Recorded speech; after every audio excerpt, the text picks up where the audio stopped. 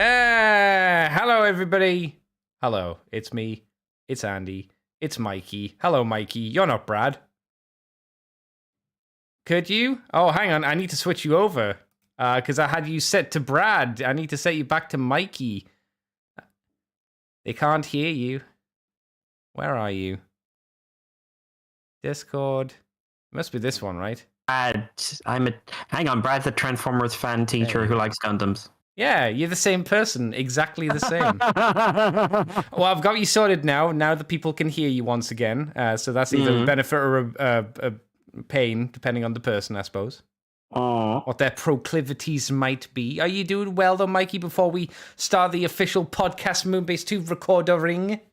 I am good. Nice. You've got a decent amount to talk about now this week, don't you? Because you didn't talk about, obviously you didn't talk about last week's stuff, and I don't think we really got around to you saying what you got up to the week before. No, I'm going to have to see if I remember half of it. But I do have it actually, due to some various factors, I do actually have stuff to talk about. Oh, well, that's good. We can talk about Geats as well, though I've only watched up to episode 20... 23 is the most recent one, which I have seen. Oh, I've gone up to episode 20 because I've got episode 21 and I haven't watched anything past that. Yeah. Episode 20. I can't remember what happened in 20, but I'm sure you'll remind me. I'll double check. I definitely agree with you with your opinion on it's good, but yeah, a little bit more pace, please. Little faster progression, please. Just a little more. It's a little slow. It's still got my interest more than Revice had by this point, where I was like, oh no, so many toys, so many toys all the time. Because what episode do you remember they beat the statue for the first time before they switched over to the company being the evil organization? When they beat the game. Oh, when they beat the first time they won the game. No. For Revice, I mean. Oh, for Revice. They didn't. Like, technically, they didn't beat the statue. You know what I mean? Because they beat up Agliera. It would have been about episode 14, 15. Oh wow, that early on. Damn, that felt. Yeah, it was pretty much after that where I started kind of flaking off and being like, oh, no more, please. Do something. Yeah. But there we go. That's fine. Oh, okay. I remember what 20 is. It's the one with the exploding fruit. Oh, that's right. Yeah, that was fun. Silly, but fun. Damn. Shall we get to pooping, Mr. Mikey, and let's talk some fucking Transformers before time escapes from us like a snowball down the mountain of snow. Transformers. Yeah, that's the one. Shall I hit the music? I'm gonna hit the music. Yeah, I'm gonna hit the music. Okay, here we go. Hit the music. All right, hit the music. Welcome to Moonbase 2.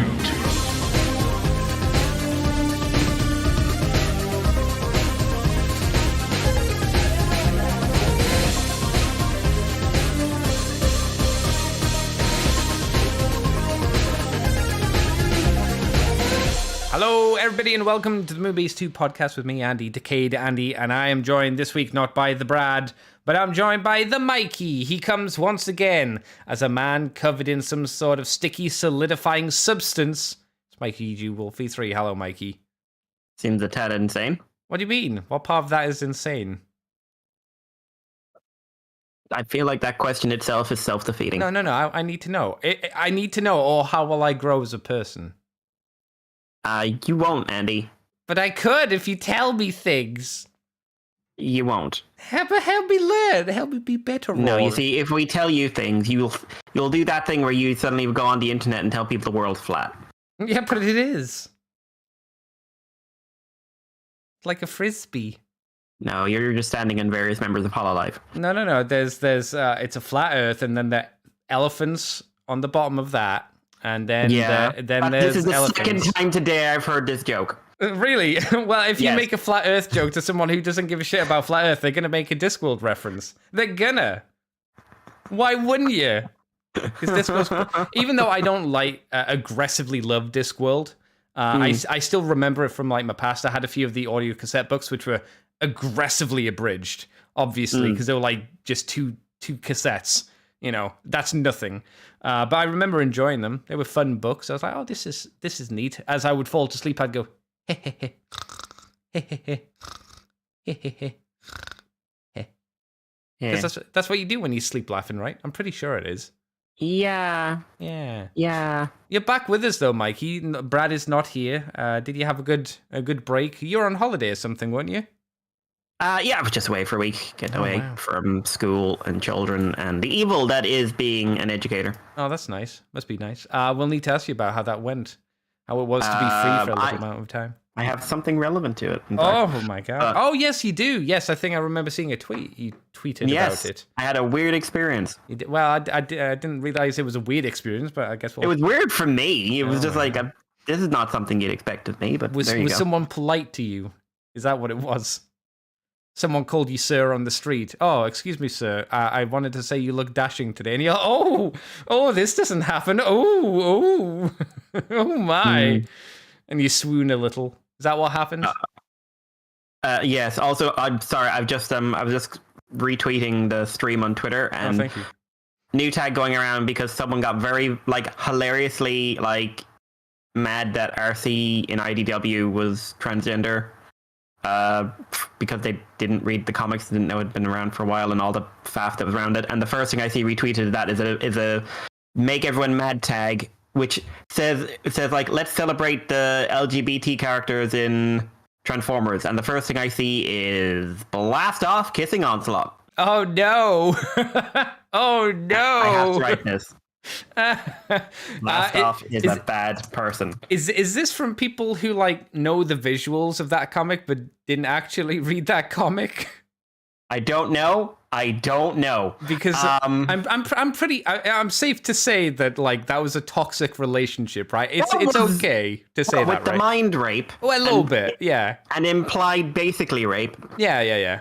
Yeah, I wouldn't say Blast Off has really come across as the perfect partner. Man, I wish someone like Blaster would date me, where they could just strip me of all free will. But they could literally have someone hack into my brain and then have it make me susceptible to being with you. Oh no. Susceptible. Oh no. Oh, it's always funny when someone brings up that relationship and they're like, I don't think you remembered this story, I'm afraid. A fucking monster. Yeah. Sweet.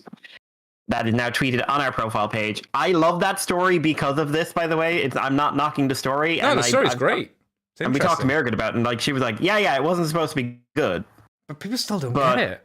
Because guess what? Manipulative people are assholes. But it's just it came at a time when people needed that, and I accept that. Mm-hmm. But they also need to recognize that just because RC and Aileron is adorable doesn't mean Blastoff is.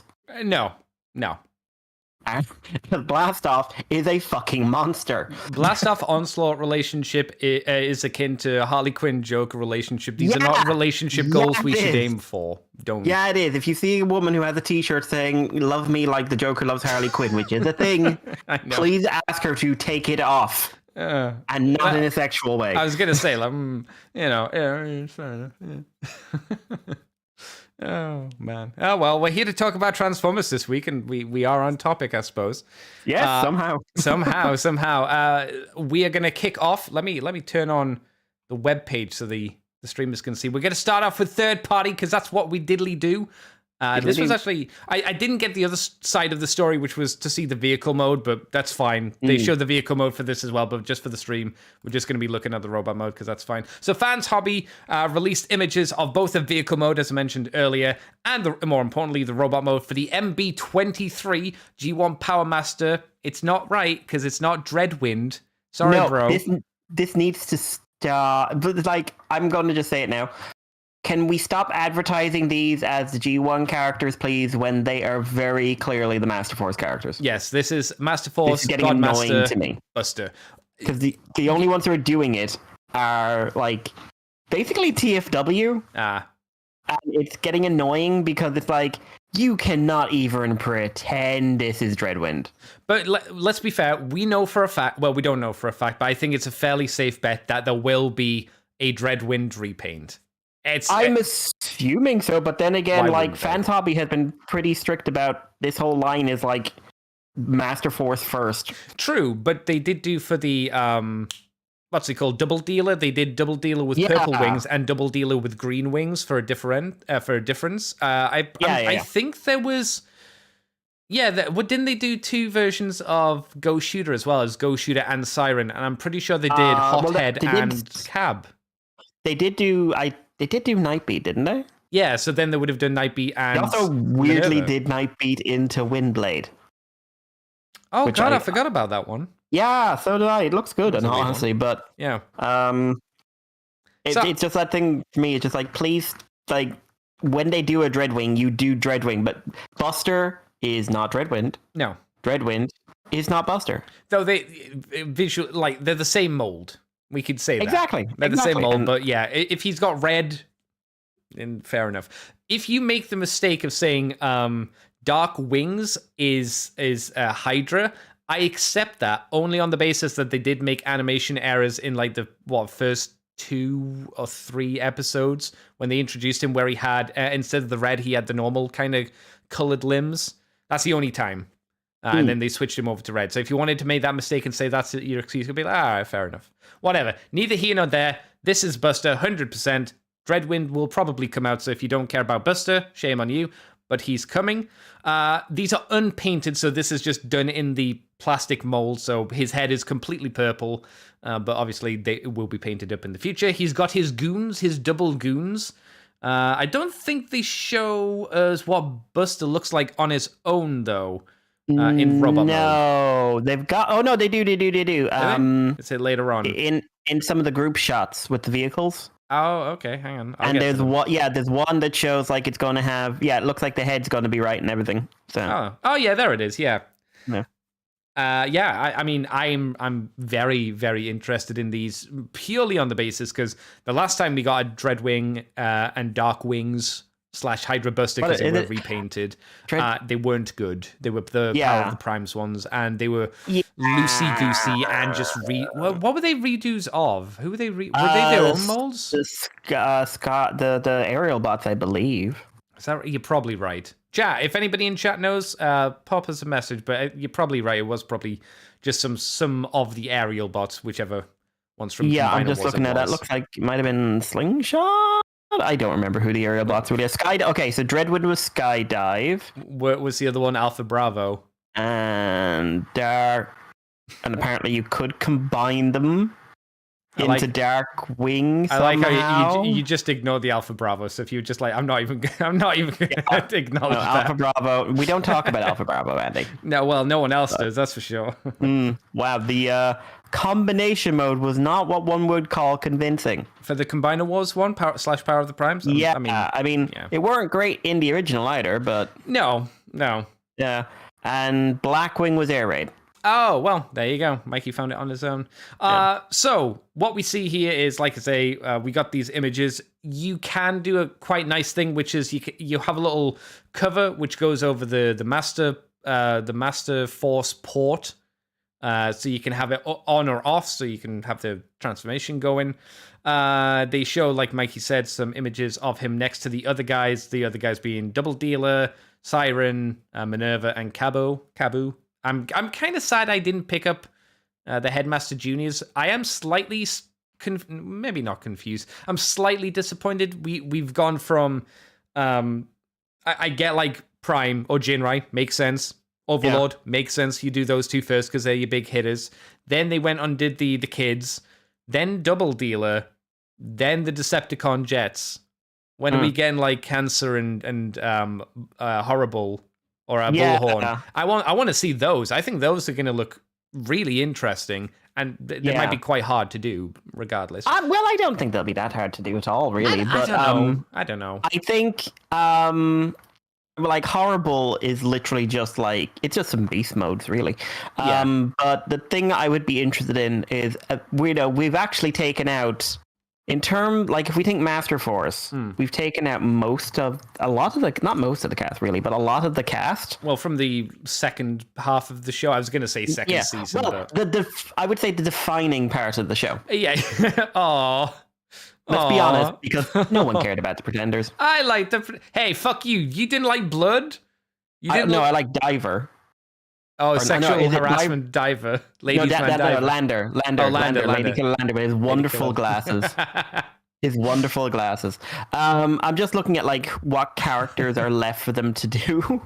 And like from the Autobot side of things, we've got the Godmasters. So there's the three of three them.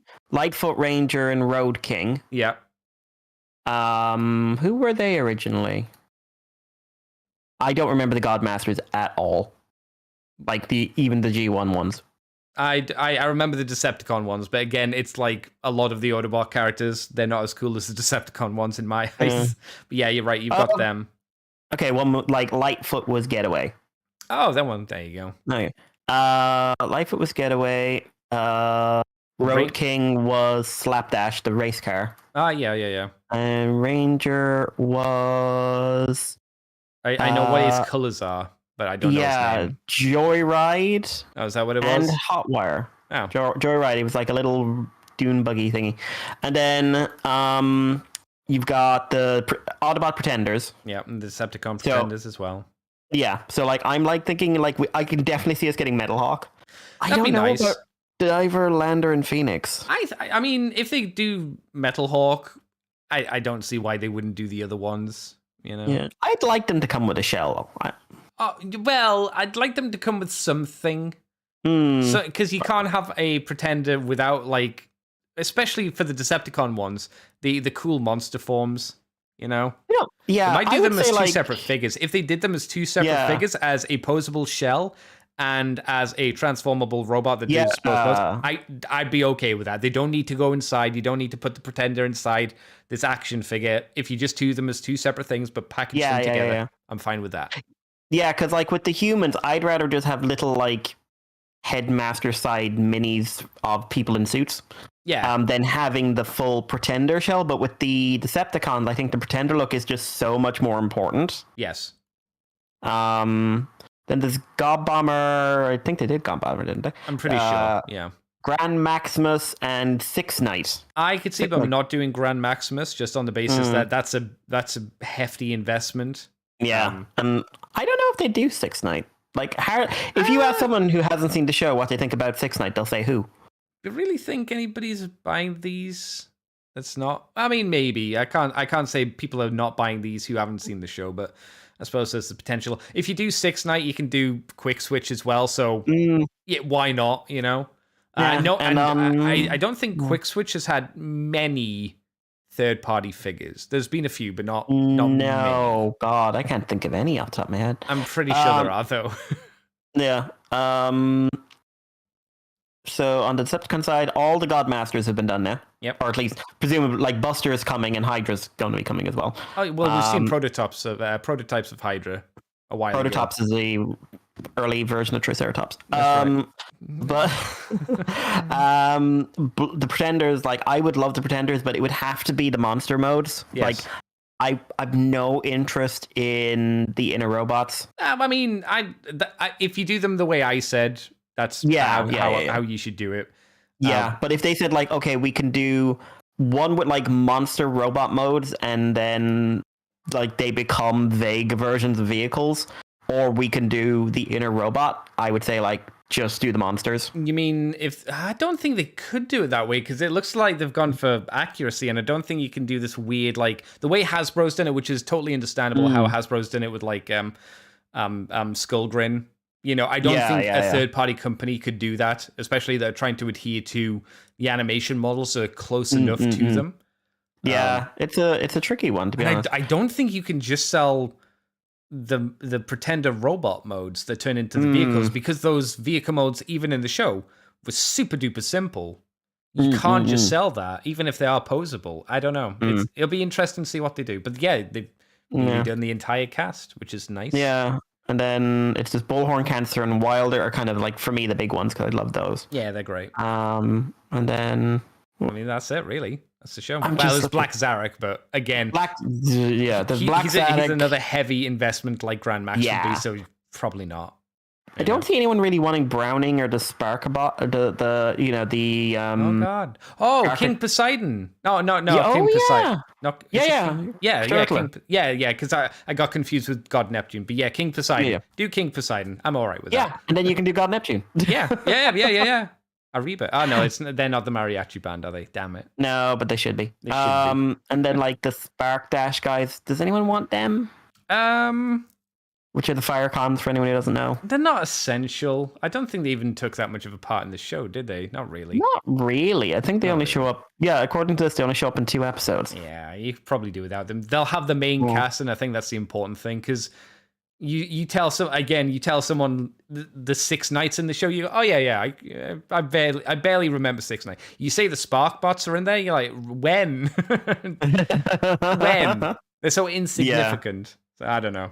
Be nice though. I see Brad's in chat. Hello, Mr. Brad. Mikey is thankful that he's able to replace you once again. We've realized we're the same person. Teacher, Transformers. The only thing that differentiates you is Brad likes Star Wars, and I'm pretty sure Mikey doesn't. Indifferent. Well, there you go. But Mikey, we haven't actually talked about this this Buster figure. What do you think of the Buster? Do you think they've done a good representation? Yeah. Noting he is masterpiece scale, which is always kind of a frowny face for me, but, whatever. Yeah. I really like the posability on him. I really like the paint job on him. Obviously, this is prototype, so a lot of details aren't there. Yeah. But the robot mode looks really good, and the jet mode looks surprisingly clean. Yeah, very clean. Now it has a wee bit of robot folded up underneath, but like I saw a needle nose in a shop today. I know what robot folded up underneath really looks like. Well, here's the thing about the robot mode folded up underneath. If you're talking about the shoulders being there, they were there in the animation model, weren't they? Yeah. So again, I think for how clean it looks much cleaner than a lot of stuff. But I think it's animation accurate.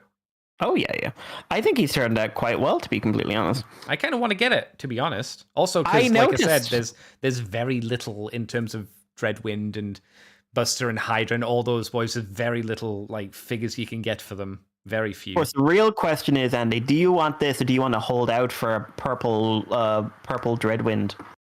No, I don't need the Dreadwind. I like Buster. Yeah. I like Buster more than Dreadwind. The difficulty is I don't know if I like the color scheme more on Dreadwind because the random red bits. I think the red wings look nice, but the red like hip joints and the red shoulders, it just feels like a random color placement. I don't aggressively hate it, and I think when it's him on his own, it looks stranger. But when it's him and Hydra together, they look more cohesive. At least to me. I've always found it a little jarring as a color scheme. Yeah. It seemed like a random just repaint for... I don't know why they did it in Japan, why they just colored those bits red as they did. But they did. What are you going to do? I like it, I don't think I've heard great things about the Double Dealer. I think that people said Double Dealer had some issues with like clearance for the transformation mode. And they say it's not as tall as it maybe is priced to be. I think they said it's maybe a bit on the short side, so wait for a sale. Well, he was supposed to be like not that much bigger than Minerva, wasn't it? I don't know. I can't remember. I don't think he's meant to be big. I think people are annoyed by his price, and I think the price of him is probably justified by he comes with 2 Godmasters, and he has 2 robot modes because he has the extra Decepticon robot mode, which is kind of neat, and then also 2 vehicle modes. Well, a vehicle mode and a bird mode as well. So I'm guessing that's why he's maybe a bit more expensive than people would be happy with. But I don't know. If I see him on sale, I wouldn't maybe say no to getting him. I don't know. We'll see. I'm not going to get the entire cast because I can't get the Headmaster Juniors anymore, probably without having to spend silly money, so don't need to worry about that. Yeah, no, I mean, I would love the Night Minerva for, again, meme reasons. Yeah. Like, we all know that's not happening. God hates me specifically. It's true. He told me. Mikey, I set this story up for you next because I know how much you liked the first one. Do you want to take us on to the next one? Yes. So next one is new, something I completely forgot was a thing, which is Magic Square Toys are releasing MSG03 Blueberry Girl. So this is the third in the line of their SD female Autobots, or female Transformers rather, and this is the second mold. So previously they did Peach Girl, which was a very cute version of RC. It was just a big-headed RC. I think they did a couple of color variants. And I never got to get it, but it is kind of on my shopping list. Oh. But they also retooled this into what was the next one? Nightbird, right? Yeah, Nightbird, Little Ninja came with a few extra weapons and a new head sculpt. I think that was all that changed. Yeah. Yeah. And yeah, they were fully transformable little SD things. And this is the new mold, which is Chromia, who is based off of the IDW version. Which basically translates into more humanoid proportions and noticeable. We're not going to say they're boobs, but they are boobs. She's definitely more human than the other three are. You see the shot of them together, and while they've all got human proportions, Chromia's definitely upped it. Oh yeah. So yeah. So she's a brand new mold. She comes with a couple of accessories. She comes with a stand. She comes with a teeny tiny axe, a little shield for her arm, and a swappable face, which is a sort of open mouth grin. And she transforms into an IDW styled sort of Tron bike. It almost works as a bike, but it is also very clearly a woman who's been folded up into a position a woman normally does not fold up into. Oh wow, okay. Given the fact you can see her like just behind the knees of the wheels, like the arms are really obvious, the head's really it's like, listen, we were prioritizing this little SD robot, and this is what we got. Whereas I think RC, and to a lesser extent Nightbird, yeah, they did a better job of the vehicle mode. I wish they showed the vehicle modes together, because I remember the other way around. I remember the vehicle modes for RC not looking great. Yeah. But I can't remember fully. Yeah. But yeah, I like it. I like the design a lot. I love SD shit. To be honest, I would treat this more as a non-transforming figure, but like if the transformation is good, that's a plus. But I think if you're an Android collector, this is probably quite a good thing to add to that kind of collection. Absolutely, and it's superior to most Androids in terms of articulation by a vast amount. But it is lacking in terms of accessories, I would say, compared to an Android, in fairness. Yes, Nendoroids make their money on the accessory count, whereas this is very much not doing that. Now, let me just check what the most probable price for this young lady will be, and then we will see if she remains an interesting possibility. Oh, well, Mr. Bragg said I would #SexA. So apparently this is all in Brad's wheelhouse. So Brad has issues. Wow. Hey, I'm assuming Brad cares about her mind because she has such a big head, like the leader from the Incredible That is a Hulk. lot. She does have a lot of brains. Yeah. By default. So yeah, this thing, like the original was selling at $40. Oh, that's about the same as the box Triptychon that we saw that we liked the look of a few weeks ago. Like, again, compared to an Android, you're paying like more like 60, 70, 80. At least. And I like Android, but they're not cheap. No, they're not. That seems like a fair price for this, then, I would say. Obviously, that's not too bad. Obviously, a very specific market they're going for. Yes. Do I like here's a question though, Mikey. Do you prefer granted this is a line that's still continuing compared to the one I'll mention. Do you prefer these to the Iron Factory little chibi girls that we used to, not the chibi girls, the ones, the Windblade and the original, RC. Yeah. The original I honestly aesthetically preferred them. Same. But I would like them done like this. Oh, okay. I would like them because these are bigger. They've got more detail. They've got more modern engineering. Because I love the Windblade, but it was one where like it really did suffer because it was very early Iron Factory. They didn't know what they were doing. They just had this aesthetic in mind. Small. Yeah, really small. Like the transformation wasn't great. I think if you I'd also be like, if you're doing Chromia, you kind of at least have to do Windblade, if not Windblade and Nautica.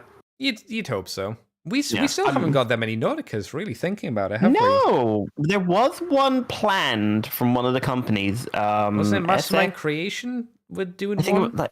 They had one planned, and I think it's like SSX Toys or SRS Toys or something like that. They did an IDW Rodimus. They were planning to do one, but they basically folded, from what I understand. Oh, so yeah, well. So yeah. But no, I like her. I like the aesthetic. I'm quite pleased. Andy, what about you? Yeah, I mean, it's not my aesthetic as usual, but I think the fact that she comes with an extra faceplate, that's great. I mean, in my eyes, more faces, more expressions, add a lot more character to any figure because you can swap it around. Because I mean, you can have her bash somebody's head in with an axe and look very happy about it, but it does give a certain impression about a character when it brings a smile to your face, cleaving somebody's head open with an axe. Some people are into that, some people aren't. Some more expressions, never a miss. But I think for what it is, for the market it's going for, not too bad. Decent-ish articulation. Transformation, I mean, it's literally all in her head, seemingly. So that's neither here nor there. I'm a transformer, Chromia, it's all in your head. Well, think of it. Usually all of the Transformer stuff is on the back. They've just kind of shifted that further north, I suppose. And I like I said earlier, in my head, this looks to me because I haven't looked at them for a while. This makes me think that this is a better bike mode than RC and Nightbird had for a car mode. But again, just because I don't have those images, I can't really say for sure. Yeah, it's not a line I would dip into, but it adds to display and looks okay, I would say. Good display, look okay. Yeah. Best we can ask for. Yeah. In that case, Andy, take us upon a future trip. Right, we've got the MPH Studio, which is MPH02. I don't remember what the first one was from MPH Studio. It's it's a legend scaled G1 Optimus Prime, so it looks like another company is moving into a smaller market. You fools! I know. It's standing at 9.7 centimeters tall. It features his matrix of leadership, which you can pull out of his boob, an alternate chest window, which I assume is the crack of something, blaster, and a battle axe. While some great prototype images... Oh, there were some great prototype images a while ago. The images we've got now are line art for him and the grayscale and some colored images. Where's the alternate chest window? I don't know. They just mentioned it. Oh, no. That right. So the alternate chest window is blue colored, like cartoon boob. And then the other one is just clear. So, I mean, that seems unnecessary to me, but it's an option. MPH01 was a beachcomber. Oh, we must have talked about it then. Yeah, you can buy it now, so we must have. All right. Yeah, from what we can see, this looks like a small Optimus Prime. It feels like it's going into a market of many small Optimus Primes at this point. It's a very diluted place. I don't know. It's interesting. It's an interesting one to me because, like, going into that market now, it is like every company that is starting on the legend scale is kind of moving into they're all making the same move, which means to me they're all kind of making the same mistake of going like, how do we stand out? Let's make another version of the figure of the character everyone already has, but ours is better articulated or a different transformation or something like that. And like great, if you make a better version, more power to you, do it. I encourage you to move forward with your life choices, but I would also ask that maybe acknowledge the fact that you are not going to garner attention by redoing the same thing everyone else is doing. I mean, you say this, and we've been saying for years, I think years now at this point, this was the same issue that me and you have had with the Masterpiece scaled third-party figures. They just keep doing the same ones again and again. If you wanted an idea of what to start with for your third-party kind of figures, I guess you got to start with a big namer, but Legend-scaled Beast Wars figures, Legend-scaled... hey, here's the thing. Do some Cyberverse figures. Some good ones. Do the IDW cast that don't get done, like the chick from Transformers vs. Rom, who I can't remember the name of, unfortunately, but I really like her. Star Drive. Do Star Drive, She's amazing. Yeah, well, she's got a good design. Yeah, she's got a great design. Like, challenging one, but... do it. You know what? Do something like that. Start with something challenging. Impress people right from the get-go. Say, like, hey, we can do this kind of design in, like, tall order, whatever you want. Come shop with us. Or I suppose, the problem with doing like the obvious reason to do Optimus Prime is because everybody loves Optimus Prime. ... Everybody will buy Optimus Prime. ... Yes. So doing an obscure character like Star Drive from the comics, who me and you really like, but for the most part, I'd say, generally speaking, most of the Transformers community probably doesn't know Star Drive. Only the comic fans do, and even then, it's probably quite restricted because how many people read that comic specifically? Yeah, it's definitely a comic that is underrepresented in the fandom. Yeah. You and I have both said like I think we gave it a 10 out of 10 for most of the issues because I remember we were like super positive on that book. Yeah, it was really fun. I thought it was a great book, but it is one of those things where you could be like, yeah, listen, like we love it, but will it sell? That's the thing. That's the problem, I suppose. I think that's the only way you garner attention, though, isn't it? You have to do something a bit more out there. Maybe you could do a Deathsaurus as your first one, because again, it's known in the media. The Hasbro HasLabs thing's gone away, so maybe you could do your own. We don't have I don't think if we do have a Legend Scale Deathsaurus, there aren't many. No, I don't believe we do, actually. Or Star Saber. No, I don't think we do. I'm pretty sure we don't.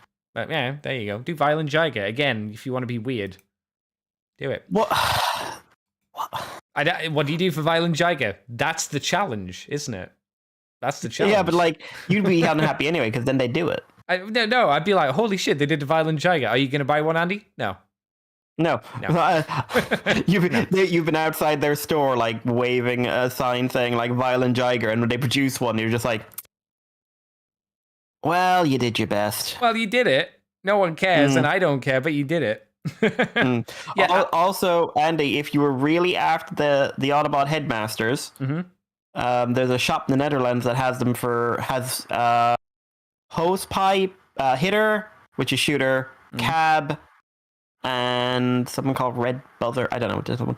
And has the Nightbeat version of Minerva for €70 each. How much for postage though? These guys are killer, like, right? Well, yeah, for you as well, you'd have customs, but standard postage would be about tenner from these guys. I've bought from them before. Not too bad. I'll keep an eye on it, but I have spent too much money of late. So first time in a long time I've spent too much money on Transformers and shit. So that's nice, I suppose. Yeah, I've got a T-Rex sitting in customs at the moment because I need to pay for it. But I mean, we've gone off topic, but that shows how much investment I suppose we have in a Legend Scale Optimus Prime, which looks competent, I would say. Well done. Well done for the idea, at least. The only thing I do have an issue with is, I'm sure this probably isn't reflective of the final product, hopefully, quote unquote. The white plastic, and I don't know if this is just because of the photo, looks very translucent. Like, it looks like you can see through it. This might not be the final version, so that might not be an issue for the real one. It might just be an issue with the photography. But especially on his, like, when you look at his rump and you look specifically at the face looks like what was that plastic that they used on Ape Face for Titan's Return? It was like a nylon plastic or something. Yeah, and like it was so thin. Yeah, no one said anything good about that kind of plastic. It looks like that. It might not be, but that's what it looks like, so it doesn't give me a good happy feeling on the inside kind of deal. But there you go. Mikey, you had another story for us, didn't you, sir? Yes, what was that story? Yes, I did. Where is it? So, I'll need to find it. Hang on. As far as we know, this is new. So it's vaguely possible we may have covered this before, but we're going to act like we didn't. So we all know my ridiculous hard-on for flame toys, and the fact that Karakuri still eludes me. I nearly had a turn at Christmas. I was within an hour of having a turn at Christmas. You were what we called fucked over, I think. Yeah, like, if I'd gotten a slightly earlier bus, I'd have had a fucking turn for Christmas. Yeah, because the annoying thing was, I suppose for you, was the week before that show that you talked about how you missed it, the week before you said you'd seen it, or you told me a previous time that you'd seen it, and you were like, oh, it's a good price, I just need the money for it, and then boom. Yeah. Fuck you. I had the money, went into Dublin specifically to get it. I was just like, I can't get much today, but like, this will be a good thing. And I went into the shop, gone. And I was just like... Pain Pecco. Yeah, Pain Pecco. But they are releasing an upgrade armor set for their existing Karakuri IDW Optimus, who is both IDW and not IDW. He's kind of every Optimus in one.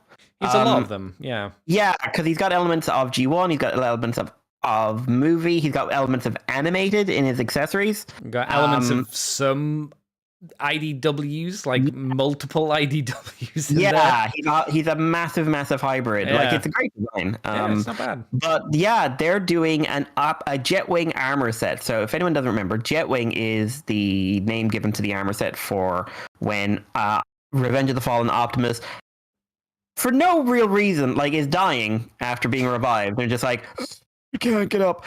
And then Jetfire says, like, oh, this will help. Rips out his heart, lets himself fall to the ground, and just assumes that not only will they be able to use his parts to fix Optimus, that it can be done in time. And then Jolt, who wasn't in the movie, remember, originally, who was added after the movie was finished, becomes Jesus, electrifies all the parts, has them stick onto Optimus, rebuilds all the broken parts of his body somehow, and makes him fully healthy. You know, the Matrix.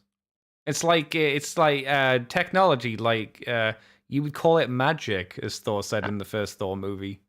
Oh, I like that movie, but yeah, I know. I don't like the aspect of it. I hated that. Yeah. Just say it's magic, kids. Just say it's magic. They couldn't at the time. It was understandable at the time, but and now they can, and they're abusing that privilege. To be fair, Mikey, if I was dying, I would hope you would pull your heart out, and I would definitely use your parts to, like, put myself back together. Oh, I believe you would definitely try. I would definitely do it. Yes. So this is an upgrade set. It adds new boots, new armor pieces, a new weapon in the form of a big cannon, new gauntlets, shoulder pads, big wing. It is as messy as Jetwing Optimus is. But, I think more, to be fair. Yeah, it's because it's got anime. Yeah. It's full of anime. Big spiky thrust. Everything is spikes. It's got like the scratched out Decepticon symbol. But it's even got the Jinrai cannons on his feet. If you notice that, they're very small compared to the rest of it, but they're there. Yeah, and like a new face, like a new helmet to cover the head that gives it more of an angular semi-movie vibe. Kinda, yeah. If you look at it from the front on, it's more Gundam. It's more like the Zeta. Yeah, I can see that. For anyone who knows that, the Zeta Gundam. I like the concept of this more than the execution. Kinda, yeah. I like the idea of an upgrade set for this thing and everything else, but I don't particularly care for how it was executed.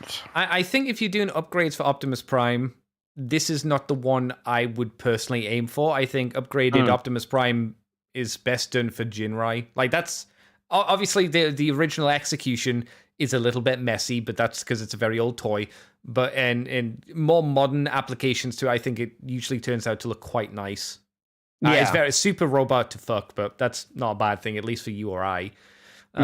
This does have some nice details. I like the fact that it has a Decepticon insignia on his shoulder scratched out. That's kind of nice.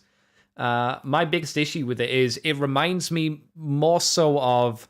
do you remember the Japanese Ninja Turtles when they get the power-up forms? Yeah. It's got a lot of those vibes to me. Just because of the weird spiky armor, and it just looks... It looks like he wouldn't be able to move. Like, it's like some cosplayers you see at conventions, they have a really cool costume, but they can't turn. They turn, they fall over. It's got a lot of that kind of vibe to me. Yeah. It's a weird thing to me that this armor look has such a grip on people's psyche. Yeah. I think it's kind of like the forest fight scene. People remember it as something it wasn't. Every time someone brings up that forest fight scene, I can hear you sigh on Twitter and then type, "No, it was bad." It was bad. I know. badly structured, badly filmed. Messy. It was just like the best we had at the time. And even then, it wasn't good. No, it wasn't, but we were like desperate for something to like at the time, and this is in the worst movie. I was going to say we were desperate for something to love in that movie. Yeah, and that was like, we all like Revenge of the Fallen was like praised at the time for just being like, wow, it's so robot centric in comparison to the first one. And then you think about it for an iota of a second. But yeah, it just weren't great. No. I still think he might look better just without the armor here. I think the original kit just looks better on its own, to be honest. Yeah, I like the original design, and it comes. I love the accessories the original one comes with rather. Loads of cool stuff. So yeah, it's just not for me. For me. No. I'm guessing it's pretty expensive as well. I don't think you mentioned a price. I don't think they mentioned a price, did they? It doesn't have one on their side. No, so I didn't see one, but like this is fully licensed, and looking at something comparable, like the upgrade kits that's been made for the, I think it's Sentinel Gensuk Gaogaigar, which includes a bunch of like extra accessories and things like the Galorian Road, is that what it's called? The some of the manga accessories. Oh right, yeah. Holy crap! Oof. 200. I think that upgrade kit is $200 for a $400 figure. Yeah. Oof. Here's the question: how do you think these parts connect onto the figure? And do you think there is any worry of scratching the paint on it? Because I think there could be. Yeah, there could very well be. There could very, very, very well be. Concerning. I don't know how this sticks on, because I don't think he has, like...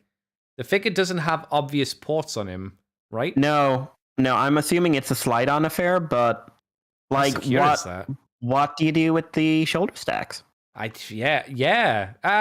they be unplugged?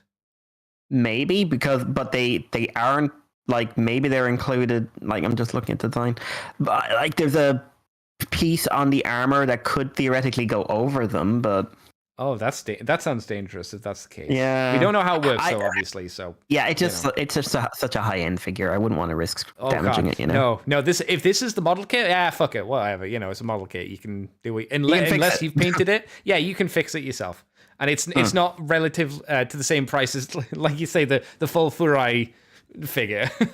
XL Hedge says, I want to see this Flame Toys upgrade in shattered glass colors. What do you think to that, Mikey? It would look more evil, which I suppose would make more sense. But they changed the color scheme for the Jetfire to work more with the Akane colors. What would you do to make it work? Make it more purple. What would work well with purple? I guess, do you go with the orange of the chest plate? Oh no, you go with her chest plate color. Oh, it Prime's chest plate color, because she's not Akane. She's not. No matter how. Yeah, maybe you go with that color and kind of integrate that into the Jetfire. I don't know. Yeah, I don't know. I would definitely avoid the shattered glass Jetfire colors. Oh God, yeah, no, don't do that. Black and black and black and black. Yeah, it would be a bit too much. It would suck up all the light. Ask Michael Bay and ask Rise of the Beast, I suppose. Shall we move on, Mr. Mikey? Indeed. All right, let me switch back over to the other page where I have the other information, or news as it's called. There it is. All right, yeah, that's right. Mikey, the Super Bowl happened. We got a load of trailers. Super Bowl. Stupid Bowl. What trailers did we get? Because I missed the vast majority of them. Well, we got the Transformers one. I think we got a new Indiana Jones one. We got Guardians of the Galaxy one, I think. Okay. I am Googling now. Yeah, you'll probably see more than I will. Just trying to fully remember. But yeah, I'll play the legendary Porsche 911 camera RS 3.8 in Transformers. Basically, it was less of a Transformers commercial and more buy our car. Yeah, I didn't like it at all. It felt very much like a Michael Bay. It felt scummy. It felt scummy as fuck. Yeah, because do you remember how, like, obviously with the Michael Bay movie, I mean, it makes sense, but with Bay movies, there was always a big push to sell the vehicles that they were using, which was GM, I think. Yeah. And this was. I thought that was a real scummy trailer. To be completely honest, I thought that felt, again, increasingly like the bullshit we put up with for how many years? Too many. 11 years. Yeah, there were a few new scenes, not many. We got to see or hear Mirage talk. The main character dude did the Shia LaBeouf no scream, which again made me go, oh God, here we go again, one more beat. And it ends with the Transformer Autobot insignia turning to the Porsche logo, which I was like, oh, this is what this is. Okay, I see. I didn't care for it at all. No. Jazz's, well, I was going to Mirage. say, Mirage's voice Mirage. actor made me think that this was originally supposed to be Jazz. Everybody's been saying that. The line delivery, the tonal choices they made were just like someone is trying to imitate the original voice actor. The for fact Jazz. he fist bumps feels more like an Earth cultural thing that Jazz would do. And also when he transforms, when now we've seen his robot mode, it looks like Jazz basically. Yeah, if you tweak the head, again, people have said this online, so nothing Yeah, to give do him- there. Tweak the head a little bit more, it's Jazz. And like you say, the car mode looks like Jazz. Is Jazz originally a Porsche? I don't know cars. He's a Porsche 911. Yeah, I think.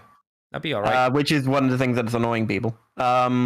So I would put money down that originally this was supposed to be Jazz, and I would say probably Lorenzo de Bonaventura stuck either or in or Hasbro did. And this is still meant to be a prequel, right? Oh, Rather who than cares a anymore? No one knows. No one knows. They don't know. We don't know. No one knows. the reason I mention that is because if it is meant to be a quote unquote prequel, whatever that fucking means at this point in time, it would make sense for it to be Jazz still, because Jazz would still be alive. He hasn't been pulled in half by Megatron, so yeah. Why not? Granted, he does the Mirage thing of making the hologram clones, which we've seen before, but but that's like a power. That's just become a power now. Exactly. Jazz could do some other stuff. He could use some sound waves to wobble the road or something. I don't know. Jazz stuff. Yeah. It I don't know. It's weird to me, but it didn't feel like a character trailer. It didn't feel like we're doing a trailer for the main Autobot Mirage. Yeah, no. It felt like we're doing a trailer for this car, and there is a robot in it, and here's the actor. And it made the actor look bad. Silly. I'll be completely honest. The marketing for this movie is making a lot of mistakes, in my opinion, by trying to appeal to a nostalgia for a film that people stopped watching so much that you lost $100 million. Yeah. That is something I really want to reemphasize. People were so tired of these films, you lost $100 million. Remember that? I do. I do. Even this trailer is uploaded on the Porsche YouTube channel. Is it? Oh, I mean, that makes sense, I suppose. But and as people have pointed out, Porsche before, back in 2000 said that we couldn't use any Porsche alt modes for Transformers, which is why we couldn't have a Masterpiece Jazz, by the way. Because it was not representative of their brand to have robots killing each other.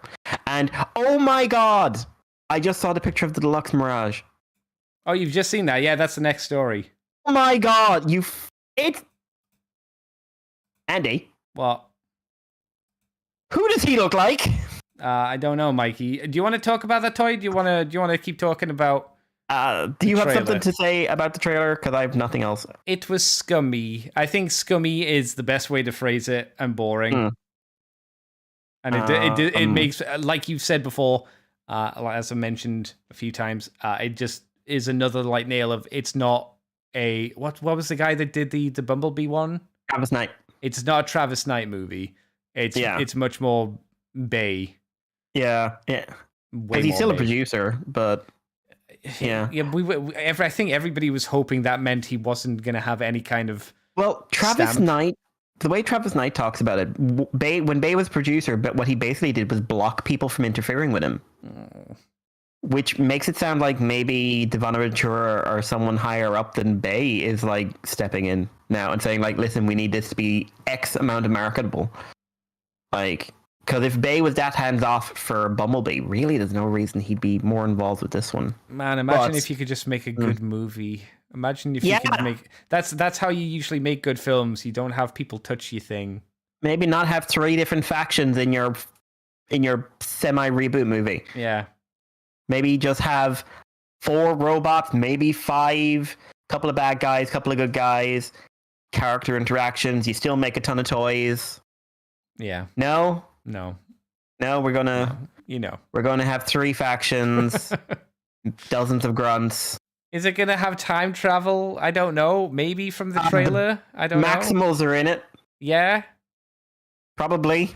The reason I say time travel is because like doesn't Primal talk about like this is the greatest threat you've faced in this timer. He says something, and it made me go, "Is this time travel as well?" I don't know.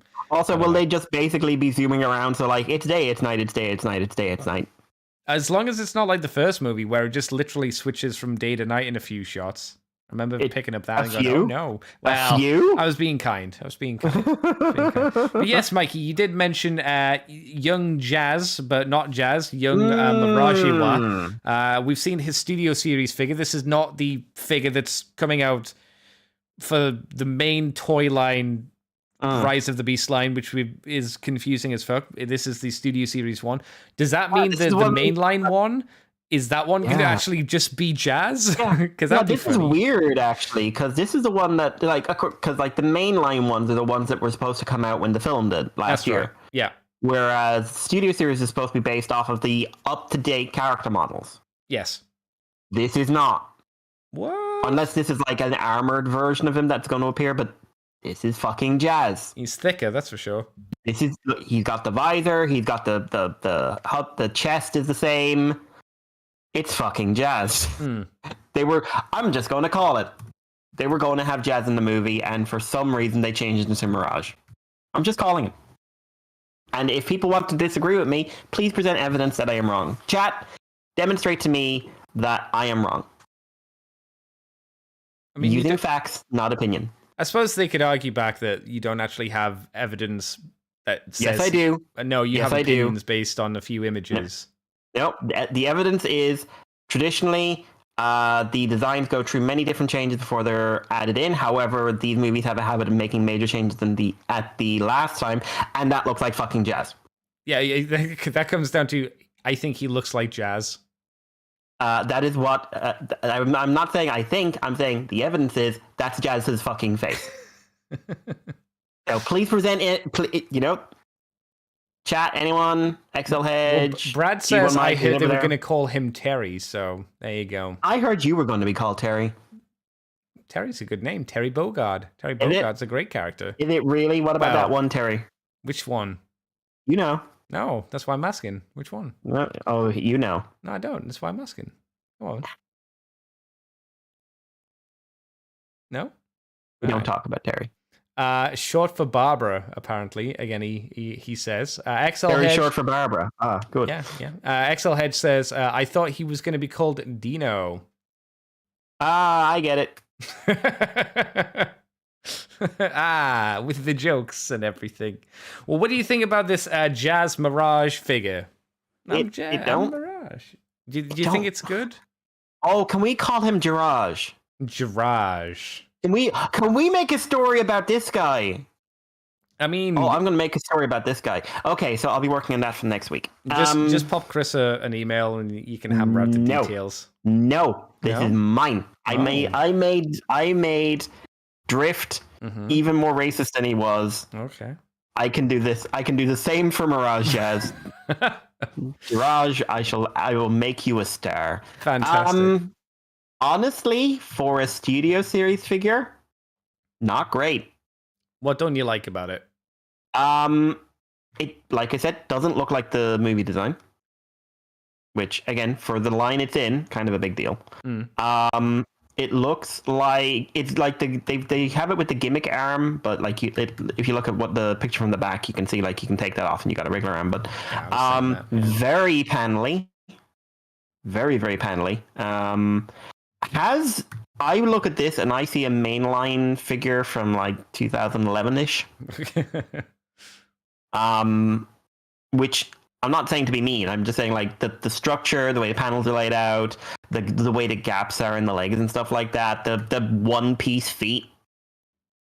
For a Studio Series figure specifically, this looks below average. This looks, again, to be honest, this looks like they were told make the vehicle mode look as good as possible. And I would perhaps put money that Porsche is not exactly being subtle about what they need to do to push this robot, to push this character, which is we need everything about the vehicle mode to be perfect. Well, it's nice to know that on the door of the car it says Porsche.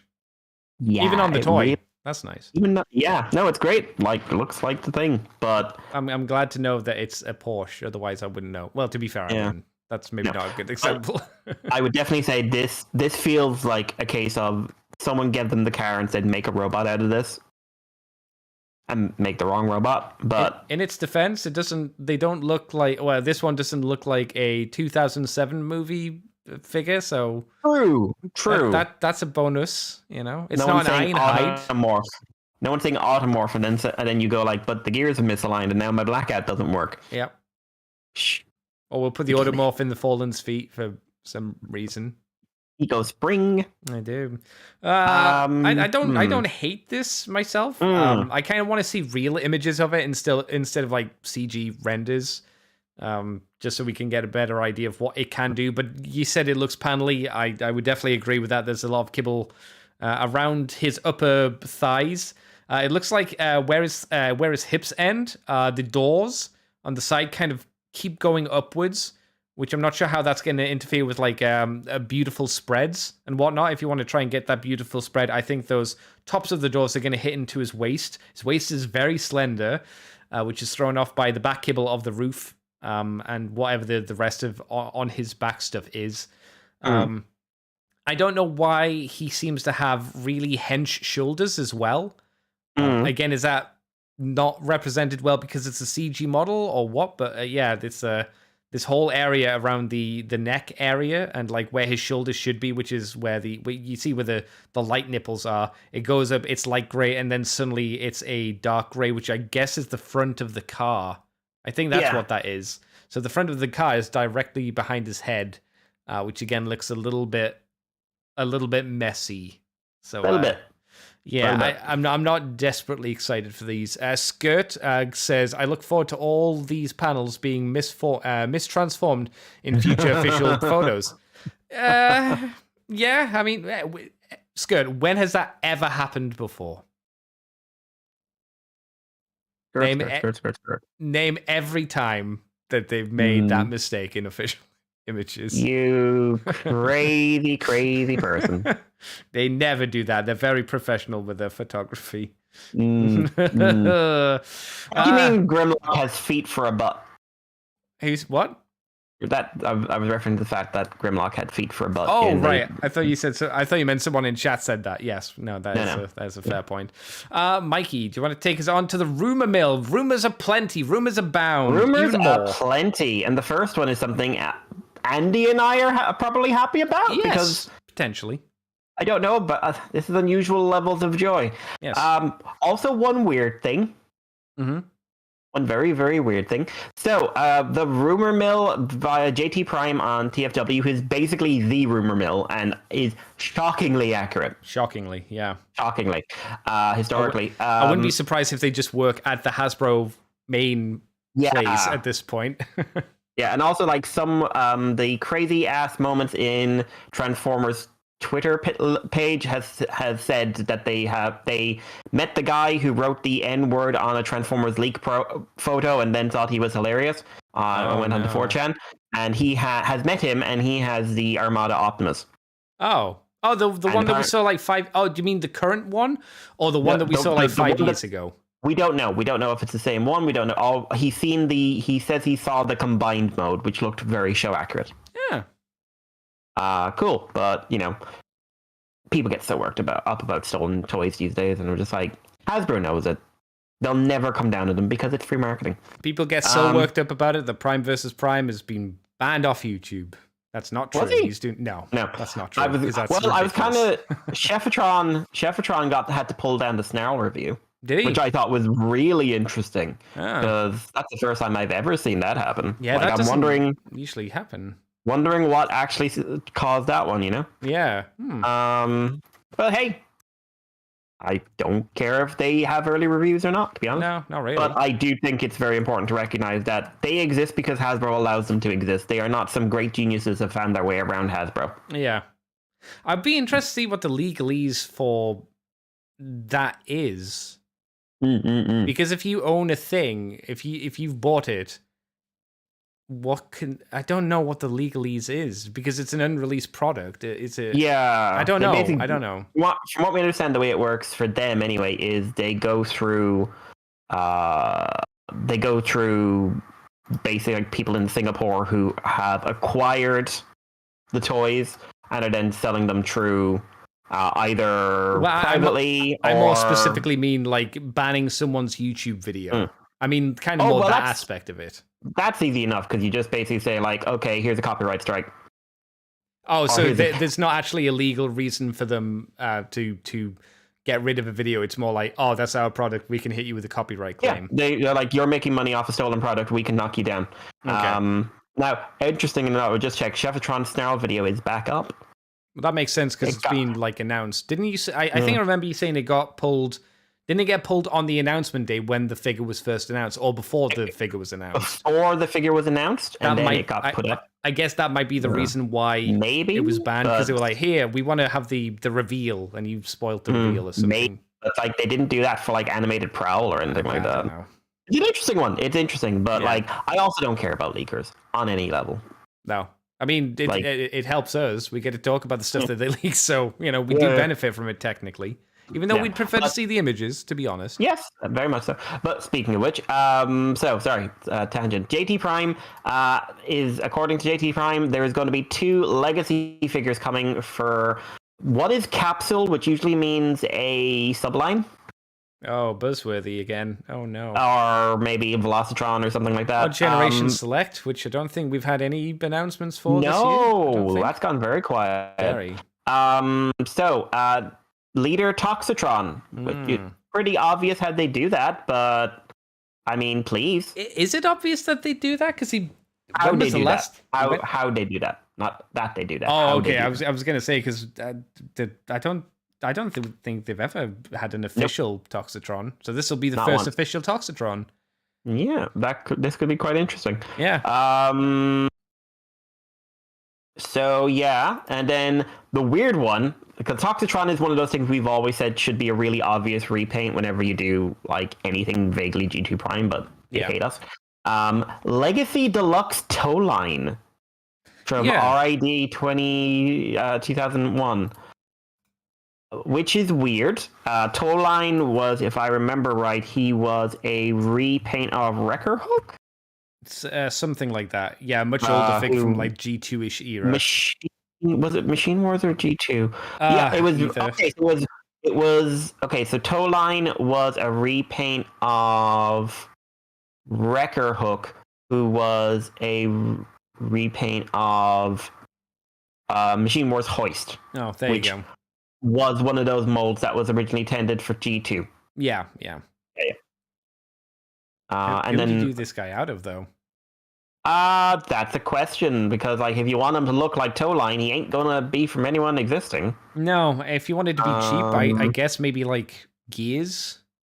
Gears, maybe. I'm just trying to think. Like Toe Line is such a random thing to include for your RID thing.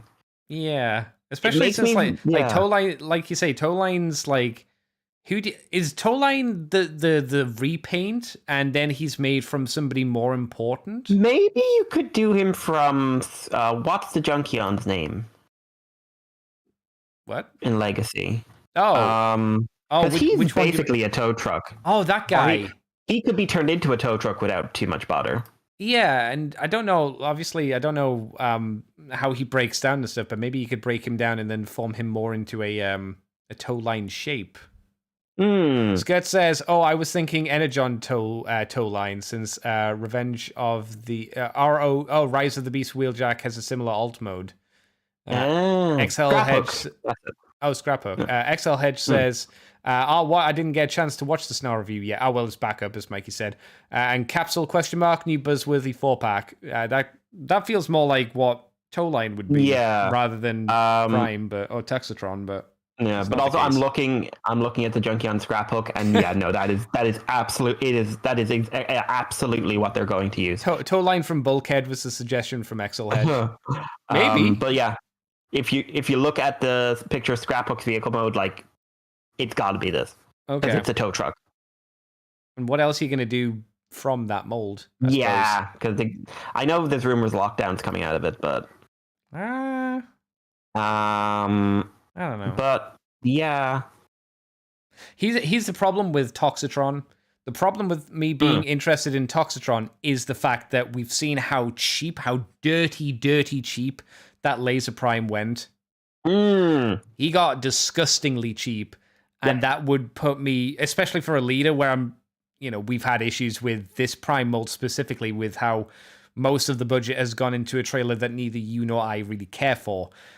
And even though I really wanted Toxitron, I am going to have to fork out for a trailer, again, that I don't really give a shit about. Do I wait for it to come down in price? Probably. Do I think it's going to get as cheap as normal Laser Prime? No.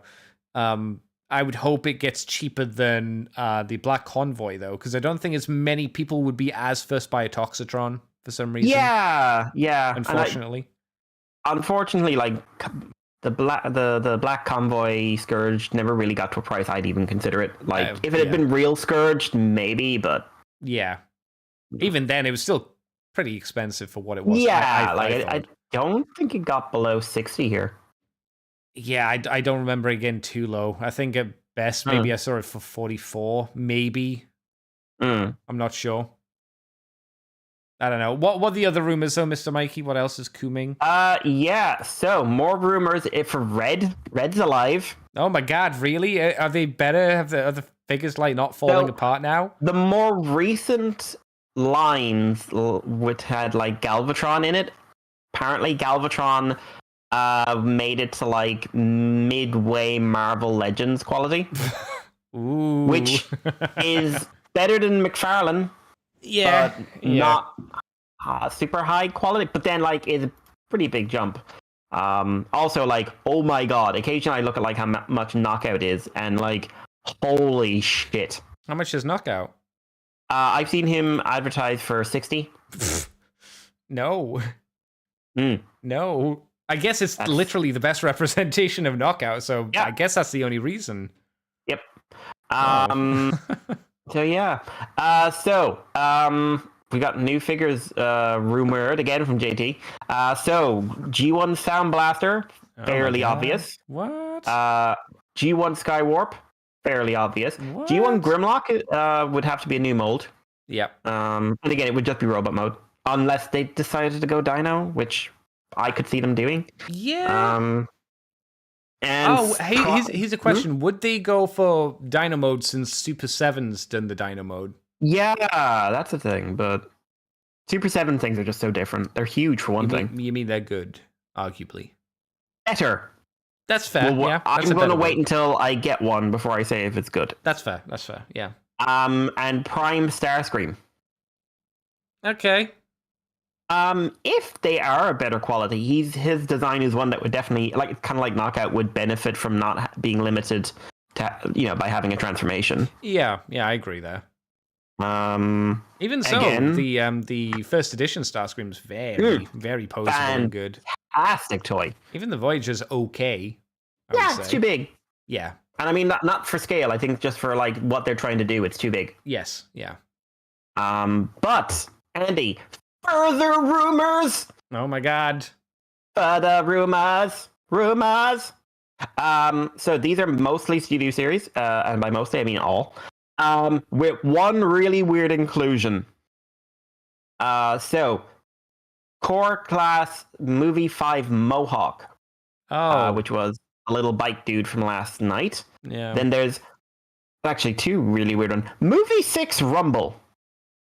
Which one's Movie 6? Bumblebee. Rumble. Was he in? No, he was not. Ravage was in Bumblebee. Yeah, that's what I thought. Okay. Okay, fair enough. Yeah. And then there is Movie 6 Starscream, which they've already done. Yeah. Now these are core class, so maybe it's just scaling it down, but they've already done Bumblebee movie Starscream. Deluxe Transformers 7 Scorponok. So Rise of the Beast Scorponok. Rise of the Beast Scorponok, who we haven't heard a single word about. Do you think that's just a character that's just done for the toy line, like Wreckage? Or do you think that's a guy from the movie who's just going to be random goon background thing that needs to die? Yeah, I could see a grunt that's like, oh, we've given it a Scorpion alt mode, and that's Beast Wars Scorponok. Mr. Dom says it said they are potentially Studio Series 86 mislabeled. Yeah. Well, they did Rumble, didn't they? Yeah. I don't know. They did the Rumble, the cartoon Rumble colored one, whichever that but one is. Studios, well, like Blue Rumble has been done. Yeah. Literally called Rumble Blue. I want them to do Rumble Red as well. I don't want them to call it Frenzy. So if they are releasing this and they're doing Rumble Red, thank you. I was gonna say, haven't we heard of the Frenzy? I can't remember. Rumble. I will always call it Rumble. Oh yeah. I can't remember. Did we hear of that announcement yet or not? No. Oh, maybe this is what Dom means. Maybe it's meant to be Frenzy. Rumble Red. But if they actually do like Red Rumble, I will be so happy. Just like, can you imagine the Twitter storm? Scorponok, TF7, unless they're like, here's a headmaster Scorponok. It's like, I mean, maybe the Scorponok from the first movie. He was a thing. Yeah. Again, this one, this has got to be a mislabel of something, or else I have a theory for this. Movie 6 Sunstreaker. From Bumblebee. Okay. Can you guess how much he was in Bumblebee? I don't know if you're taking the piss, like if he actually was in the background somewhere or not. I didn't think he was. In fact, in the movie continuity, he's only ever been mentioned in like a bio for like a book or something like that, I think. Oh, I thought you were going to say the comics, like the Reign of Starscream or something. No. War for Cybertron Sideswipe. Oh, okay. I mean, I don't think that's a good design from War for Cybertron, but no, that's it's fine. not my favorite. No. War for Cybertron Starscream. Good. He needs a better figure than the one he originally got. And he's going to be Voyager. Oh, that's even better. Oh, it was Planet X that made that really cool one from back in the day, wasn't it? Yeah, that's a really good one. Yeah.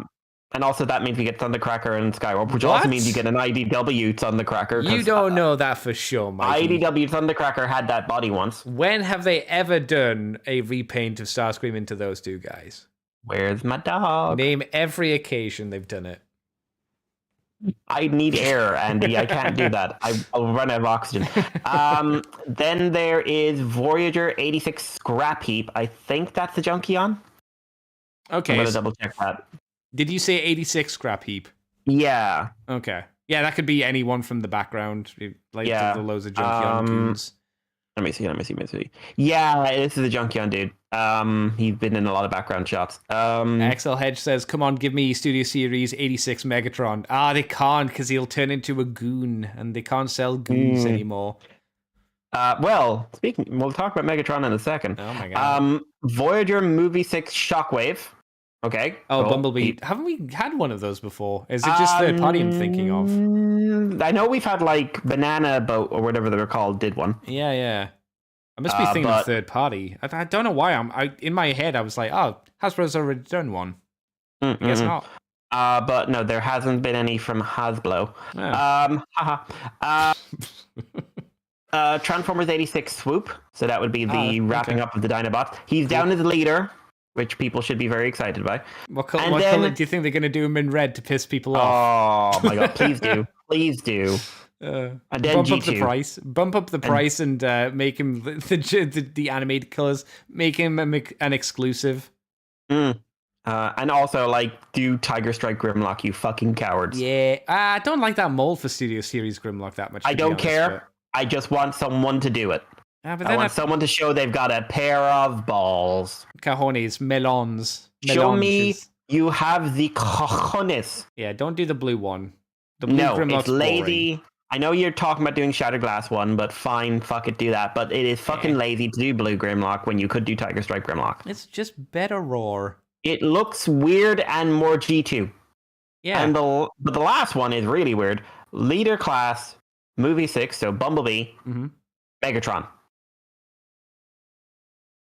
What? Is that a mistake as well? A mislabeled? Well, that would mean that would be a mislabeled 86 Megatron. Yeah. I'd be all right with that. I mean, if they want to do a gun transformer, I'd be down. I don't think they'll ever will, but fascinated if they would ever pull that off these days. Yeah.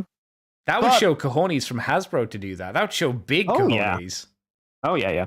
But the thing for me that is probably most, like, what I think is going... Because we know Megatron was originally planned by Travis Knight to be in the movie. There was going to be an end credit scene, which would be Megatron on ice. I thought you meant skating. No, that makes no sense. No, Andy. no, Andy. Megatron would be joining King Kong skating across New York before he gets shot by all those dudes. Oh yeah, I forgot about that from Peter Jackson's movie. Yeah. So. I would be very shocked if there wasn't an existing design for Bumblebee movie Megatron. And I also would not be surprised if there was an existing design for characters who never made it into that G1 scene, like Rumble, like Sunstreaker. All right, okay, that's your prediction. So I think if they are movie 6 ones, they're unused designs. I guess that could work. I'd be more interested in that than doing 86, to be honest. 86 Sunstreaker is not something I care about. I think it's an interesting way as well to like stretch out the studio series as a whole, because I imagine they're kind of slowly, maybe not even slowly, quickly running out of like movie characters they haven't done yet, because the line's been going on for a while now at this point. Yeah, and most of the 86 guys they haven't done have been done in the other lines. Yeah. Like, do an 86 Optimus Prime and I'll judge you. No, Jesus. Because you're just going to re-release the Earthrise in another body again. Yeah, like, it's interest. There's definitely potential in this if they went somewhere with it. Now, whether they will, who knows? That's another question. Yeah. Mr. Dom says, same. It's supposed to all be Bumblebee movie ones. Megatron is possible as there is a design, even though it didn't make it into the movie, which is what he said. Yeah. I'd be interested to see it. Again, it's something a little bit more unique. It's not an aesthetic that I would still be down for, but I think the thing I'm most interested in is obviously War for Cybertron, Fall of Cybertron stuff, but yeah. No shock there, right? Absolutely. So those are our rumor newses for today. Bad. All right. Well, the last bit of news for today is the fact that for TFCon Los Angeles people, you're going to get the chance to see Peter Cologne, the one and only Optimus Prime of many varieties. So if you want to go and say hey to Optimus Prime, he's going to be there, and you can say, hey, you're in those movies and shows and whatnot. There you go. Peter Cullen in a rare appearance in something related to Transformers. Yeah. He was also Cryotech in Visionaries. Cool. I liked him in Visionaries. That was neat. I sometimes wonder what else Peter Cullen was actually in. Yeah, he has done other things. The problem is, I think Transformers overshines most of those other roles. I'm going to look. I'm curious. I think you'd be surprised. He was the Eeyore, wasn't he? Yes, question mark. I'm not a Winnie the Pooh connoisseur, really. Winnie the Pooh. I'm not really 100% on that one. Okay, so no, I don't want his biography. I don't like many actors. I don't care who he is as a person. Oh my god! So he's had 207 acting credits. So well done there. Yeah. Okay, so you've heard Optimus Prime, Optimus Prime, Optimus Prime, Optimus Prime, Optimus Prime, Eeyore, Optimus Prime, Optimus Prime, Optimus Prime, Optimus Prime, Optimus Prime, Optimus Prime, Optimus Prime. Hang on. Load. Load. Eeyore. All right. The Predator. Optimus Prime. Optimus Prime, Optimus Prime, Optimus Prime, Optimus Prime. Narrator. Optimus Prime, Eeyore, Optimus Prime, Optimus Prime, Optimus Prime, Eeyore. Car. Eeyore, Optimus Prime, Optimus Prime, Optimus Prime, Optimus Prime, Optimus Prime. Yeah, you're looking at the 2000s still, aren't you? I'm into 2006. Yeah, I thought so. Because when you said car, I was like, that was for the reboot of Knight Rider. Yeah, Eeyore, narrator, Eeyore. Clar Zanzor, which was in Megas XLR, but was in an episode parodying Optimus Prime. Eeyore, Eeyore, Eeyore, Eeyore, Eeyore, Eeyore, Eeyore, Eeyore, Eeyore, Eeyore. Man, the Eeyore jobs have dried up recently, haven't they? Yeah, Compared to Eeyore, back in the Eeyore, day. Eeyore, Eeyore, Grundle, narrator, Eeyore, Eeyore, Eeyore, Eeyore, Eeyore, Eeyore, Eeyore, Eeyore, Eeyore, Eeyore. Okay, so Optimus Prime has been playing two characters almost exclusively since 1997. You mean Peter Cullen's been playing two characters exclusively? Not Sure Optimus Prime. You know, actually, no. He has been playing almost the same character. So basically, since 1994, he has just almost exclusively been Eeyore, and then since 2007, he's almost exclusively Optimus Prime. And since 2011, no, sorry, 2010, he's basically just Optimus Prime. Yeah, that's fine. You know, I mean, he makes an insane amount of money off of this, but yeah. that is kind of shocking that, you know, he's hailed as one of the greatest voice actors of all time, and he does two performances these days. And that's actually kind of like, he was so much more diverse in the 80s. I'm just looking through the 80s. The 80s is like, there's so many different things and so many different voices and everything like that. I mean, the 80s was really when he was diverse, and then he just got hired as Eeyore and just settled in. Well, I think this is where you could argue this is the actor pigeonhole status, isn't it? Where it's like with people who are on sitcoms or something, and they're only see. It's like Joey from Friends. He's only seen as Joey from Friends and nothing else. Yeah. Except this is with a voice actor. You know. I think that's he's also worth $6 million, so I'm not really sorry for him. No, he's doing fine. He doesn't care about what you say, I'm sure, or what I say. You know. Which is fair. But yeah, if he wants to sign up to the Patreon, I mean, I wouldn't say no to Peter Cullen signing up to the Patreon. I'm not sure what he'd get out of it, but he'll sign up to abuse, because I've not exactly loved the man for the last couple of years, both in terms of his performance and some of the stuff I've seen from him behind the scenes. But that's fair. You remain in love with him, people. I'm not telling you not to love him. I'm telling you I don't love him. There you go, Mikey the hater. Sure, let's call it that. Yeah, we'll call it that. All right, well, that's all of the things news-wise we've done that's been going on this week, as far as I know, Mikey. The question, as usual, is, Mikey, what have you been up to this week? What have you done for fucking fun, son? You've had holidays and shit, haven't you? Yeah, just basically went visiting friends for a few days, so nothing major on that. Just like, I was gone for about a week.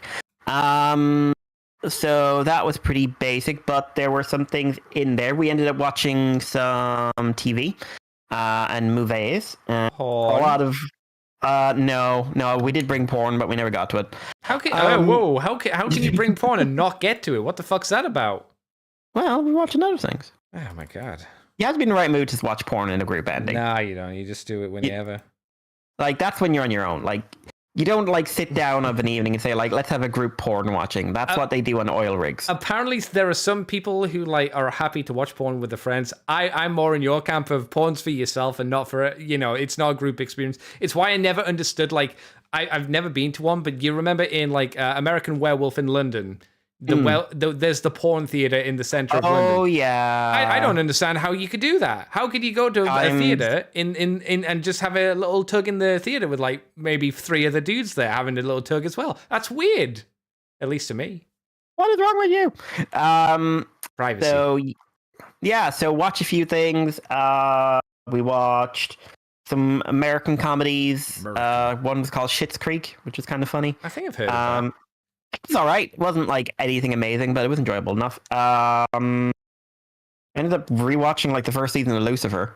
That's all right. I like Lucifer. Yeah, like, Lucifer is charming if you're into police buddy cop stuff, and I always was. I think it's got a bit more to offer than like The Flash, but it is still in that kind of category. Oh my god, don't talk. The Flash came back and suddenly they're like for its final season, and suddenly they were going like, it's so cool and amazing, and I was just like, no, it wasn't. Is that the from the part where you shared it on Twitter where he vibrates the explosion so it just goes through people? It looks so bad. That looks bad CG. Everyone's like, oh my god, he so powerfully vibrated a city, and I'm just like, technically he vibrated the explosion. Yeah. Also, it's dumb.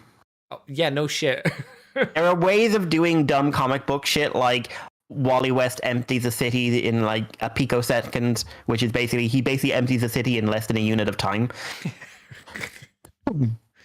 Which is dumb, but it was done like to show like, oh my god, he's just so desperate to save everyone. And it's just like Barry Allen. I had no better ideas.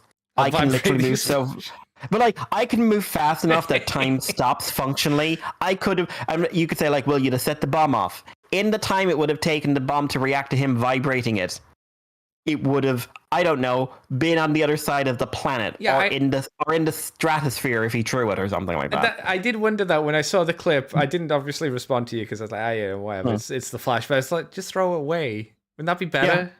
Yeah. I don't know. You could pick it up and take it somewhere. Yeah, it's go to the middle of the ocean, drop it, and you don't care about fish. It's a comic book universe. Blow up the fish. Give it to his girlfriend, who's awful all the time. Ira? Is that her name? Iris. Yeah, give it to her because she was not nice. Iris is a gender bent one.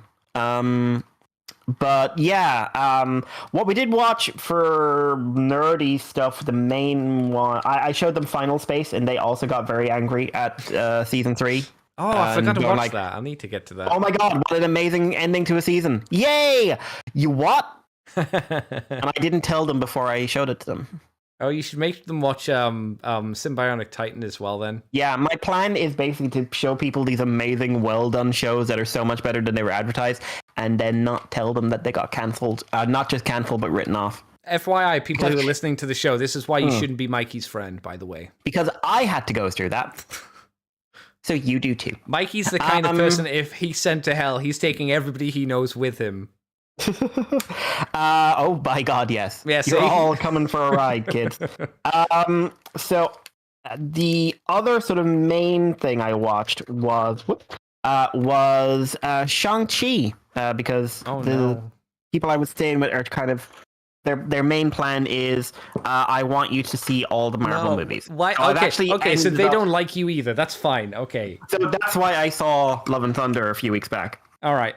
Here's the thing. You showed them the space show. It's at least you're showing them something that's good. They're just showing you shit.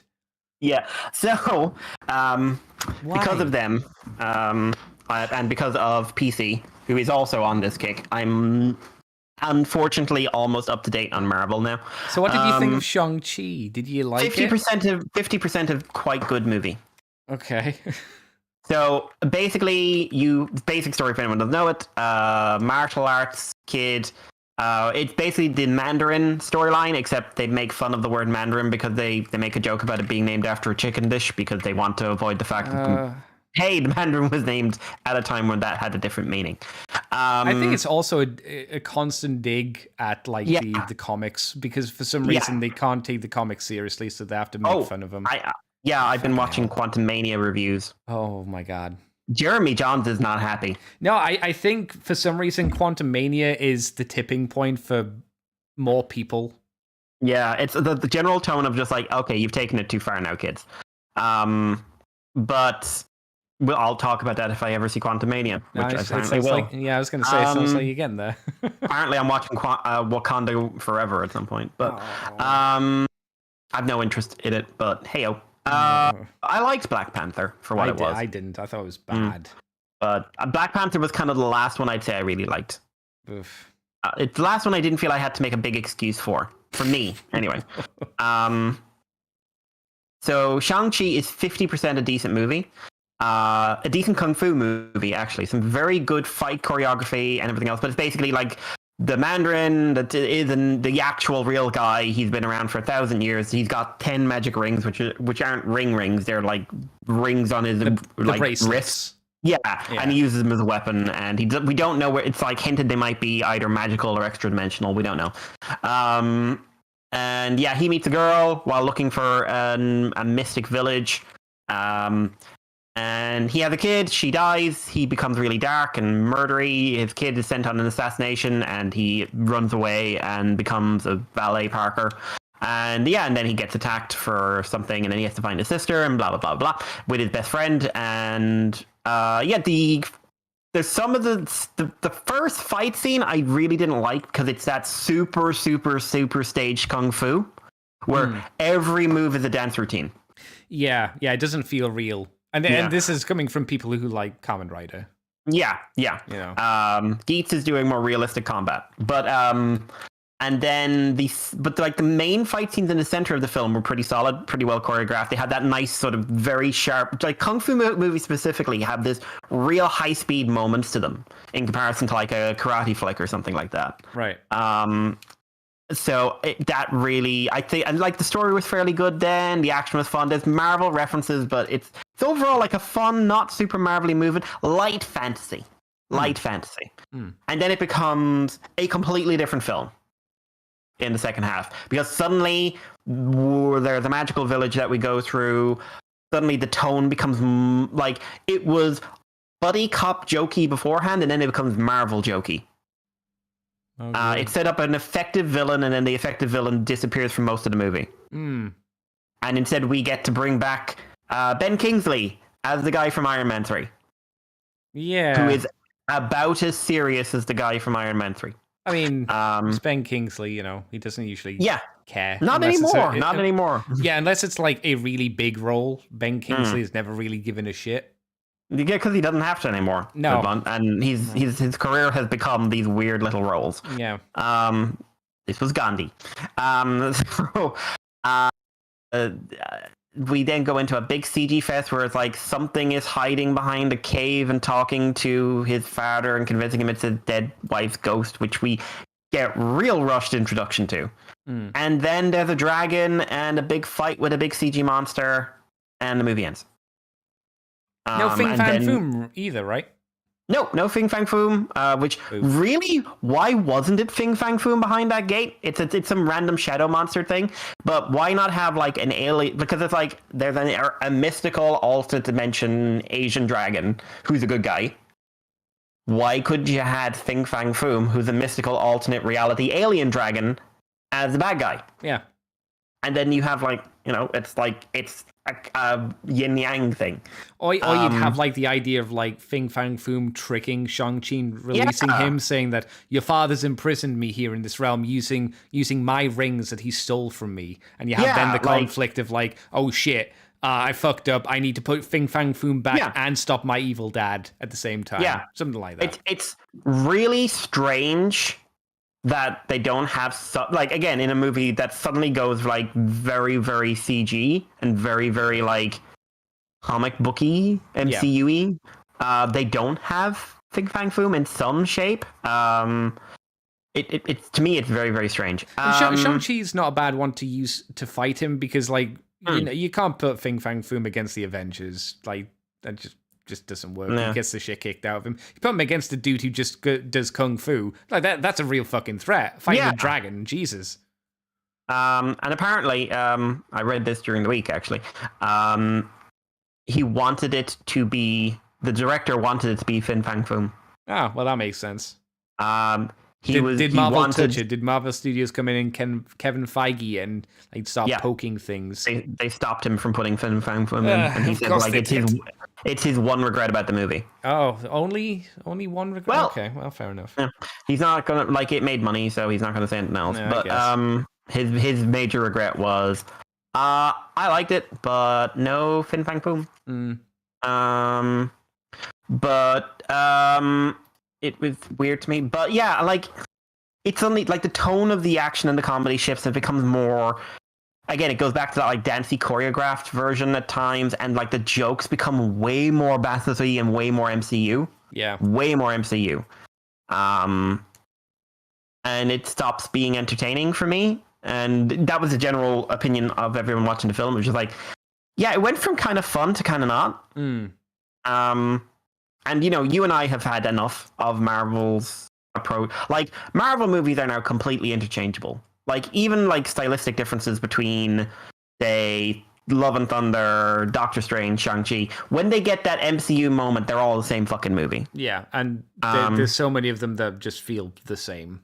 So many of them. And we've been saying this for a long time now. Long time. And Quantumania is the 31st. Oh, God. Yeah, and for context, phase 1 to... I was curious about this yesterday. Phase 1 to 3 lasted 12 years. Phase 4 to 6 will last 4 years. And we'll have almost as many films. Not including the big jump in the number of TV shows. Why would people be burnt out on superhero movies? I'm very Who knows? I'm burnt out in the MCU, and then you do still see people saying like that all the MC movies are good, and like no, they're not. No. And like I've got, I've mentioned them in class sometimes, and I've got loads of kids who haven't seen the vast majority of them because like they're not interested because it's Yeah. all the fucking same. Yeah. So yeah, unfortunately, like I would say, like there was a decent kung fu movie with a bit of an 80s tone in the comedy and everything else that got really shafted by the need to make an MCU film. Have you seen The Raid, Mikey? Oh, not in a long time. Oh, but you have seen it though. Yeah. I would definitely recommend if you want a good like martial arts movie, not in terms of story, but in terms of like action. Watch The Raid. That stuff's really fun to watch. It's an experience of someone just beating the. It's the story of Dread, because they came out ironically around the same time, because of course they did. But one's Judge Dredd, and the other's just dudes beating the shit out of each other with like glass and pipes and doing crazy kung fu. It's really good. I didn't like the Raid 2. I didn't like that one as much, but still good action. What else you been up to? Yeah. Caught up in Geats, so I'm up to episode 23 in Geats, which is a big episode. It's got a lot of big reveals. I'm up to episode 20 on Geats now. So, I mean, my overall opinion of Geats hasn't changed. I'm enjoying it. There's new writers and new drivers being brought in now, one of which is a fully CG writer, which they've never had before. Are the American guys back in the show yet? Because I remember you mentioned that, and I actually remember you mentioning that they'd gone, and when I got up to episode 20, I was like, oh yeah, Mikey mentioned that they've gone, and they are gone, and they're clearly. I don't think this is a spoiler. They're clearly the guys who killed Buffer's friends. Yeah, clearly the guys. Yeah, I wouldn't be shocked, but I'm also kind of like, I like those two. Why can't we have them back? Same, they're fun. And they seem to like one of I can't remember which one it was, but I'm pretty sure I've seen one of them post on Twitter, and he's really happy he's a Kamen Rider. That's it's quite cute. Give that man a suit. Yeah. Give that man a full suit. But yeah, so like big plot reveal. We got to see the new rider. The new rider aesthetic is a little not as good as the main ones, shall we say? Is this like mid-form kind of thing? Mid-season? No, it's no. So. I want to ask you about how you think they're approaching forms and stuff in this, but Kamen Rider Jin, I think is a new one. Going with the named after the character thing, which is one of those trends I kind of wish would die. Don't love it. But Kamen Rider Jin, he's still a fox, so it's the new riders are all like one's teamed off of Buffa, one teamed off of Geats. Yeah, okay. And yeah, I'll show you a picture of him, but like he's really hard to describe. But Andy, what's your you've caught up in the show? What's your take? I would kind of agree with what you said that it's still entertaining, but it kind of needs to get a kick in the ass to get going plot wise. The reality TV aspect it felt like it came out of nowhere. It's just one episode. It's just, oh, you're on TV. Everybody's watching you in this weird void space where everybody seems to be sitting almost. I really hope they don't say they're fighting in a multiverse. No, they do explain what it is, and it is something a bit more grounded. But it is something that will require them to establish some pretty clear rules. So that's the most recent episode. We found out what's going on. My concern was they were going to say multiverse, and I was going to go, oh god, it's the MCU creeping into everything, even into Japan. So okay, that's good to know. It's not a multiverse. Yeah. Oh, okay. Hang on. Let me get the. This is Zin, is it? Zin. Yeah. So those two cards basically in the middle of the transformation to like shoot down and stab into the back of his head. From the side, the pointy bits are fox ears. You know what? I think this would work better as a Decade character. Yeah. Rather than Zio. Like the aesthetic kind of works more for Decade as well, just because again the heavy emphasis on the cards. I don't think it's bad. It's just like it's, Yeah, I don't love it. Going by the other writer from this, the CG writer, I'm assuming like anyone who uses the same device is going to have the same aesthetic. Fair enough. I like the crazy girl who's on the side of the what they called bad guys. Yamato. Yamato. Yeah, her. She's the crazy chick who you're like, I probably shouldn't date her, but she's gonna ruin I shouldn't me. date her, but I kind of wanna. Yeah, I wanna, but she'll ruin me and she'll destroy my life. But yeah, I like her. And I like the fact the Buffer's going down a kind of almost stereotypical secondary rider route, almost the route of Baron from Gaim, similar-ish. Like I'm going to turn into a monster kind of thing. Not as interesting as Baron, obviously, but yeah, but that would be a tall ask. yeah, but yeah, I'm entertained by it more than I was for Revice. Revice was just kind of meh for me. This is a bit more oomph, I suppose you could say. But yeah, can't say I'm over the moon about it. Just I'm hoping. I was really hoping Christmas would have kicked up the arse, but Christmas didn't really do that. I thought the Christmas episode felt the most like we have to do a Christmas episode with the Christmas Kamen Rider fuck up. Yes. It didn't feel like when that's happened before. It always felt like, okay, this is being done because this is, this felt like, okay, people expect this kind of thing to happen. Yeah. And it's the first time a Christmas episode has really felt like that to me. Yeah, it felt like like you said, they were told to do this, but they didn't really have a real direction of where they wanted to go from there. Apart from just continue at the slow plot they were going at. Yeah, right. I really think I still like it. I think it's got a great cast and everything else, but I do think it is time to move past the actual game structure because, like, not just the revelations I've already seen, but just like you've done it for half the show now, and it's just about to hit the okay. This is too much repetition. Yeah, just about to hit that point. This is what I want to ask. What do you think about how they approach gimmicks in this one, like upgrade forms and stuff like that, where like they've introduced 2 upgrade forms, they're not really tied to any one rider in the same way as before, and they're not really like relevant in the way most upgrades are. They're not replacing anything, and they frequently get ignored. Yeah, technically, we haven't seen many of the full. I mean, we have at this point in the show, but most of the time we haven't seen the full upgrades or the full suits. We're now recently seeing the full suits, which is where you have the top form and the bottom form being the same. And a lot of those designs look quite good. I didn't think Punk Jack was going to have the monster design, to be fair, and I think it kind of works. I think the cat one with the sound beatbox again looks really nice together. I think most of these suit designs look good now that we get to see like the top and bottom half of their designs. But then you get ones like Construct, was it for Geats? There was the weird like crane arm. Seeker, I think it's from the movie. Yeah, and it's just like it's just there, just out of nowhere. Now you say it's from the movie, and I go, oh, I guess that makes sense. And Boost doesn't seem to have a purpose; it just exists.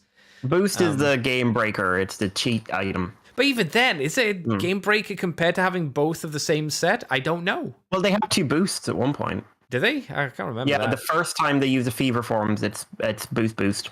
Oh, but we haven't seen boost on like whoever correlates with boost, if there is. Well, like that does. Boots, technically Geats correlates with Boots because his official main form is Magnum Boost, but practically his official main form is Magnum. Right. Because he never uses Magnum Boost unless it's a rare thing. He's always using Magnum. Yeah, I would have thought his main form would be Magnum though. Yeah. But, you know, I generally like the suit designs, but I don't know how I feel about the... It feels like it's taken a long time to get to this point in the show. And if we're going to... And technically, you know, with the owl guy and some of the other ones, if they have full forms, we don't know what theirs are either. Yeah. Like, I've noticed, like, the number of buckles has really dropped. Yeah, I think we've settled on like the other one, like the one that had the owl head, like the old man. I think they're just like we made a helmet and that's it. They don't get their own special fancy buckle, which is like, oh, okay, fair enough. And I don't know. I don't know. Well, what do you think about them, Mikey? I like that. Like the writer said he didn't want it to make it as gimmick focused, so they're very much like they exist to be part of the game. Your powers aren't necessarily tied to them. You work better with certain ones than others, but they're not yours. They're the game's. Yeah. So like boost is an item you get when you're doing particularly good in the game. You get fever that way. You get the tank jet one. You get those. Oh, that's terrible. That one where you can see the hands on the feet. That's really bad. So distracting once I noticed it. You get why it's there because it's a toy, and it's like I get you, but this looks bad on the suit. Yeah, fake it. And like it's not on any of the other forms. No, Like, no, not to that degree anyway. no. So it's one of those things. Yeah, I'm looking at it now. Like they very clearly, except for like zombie, they don't use anything on the boots.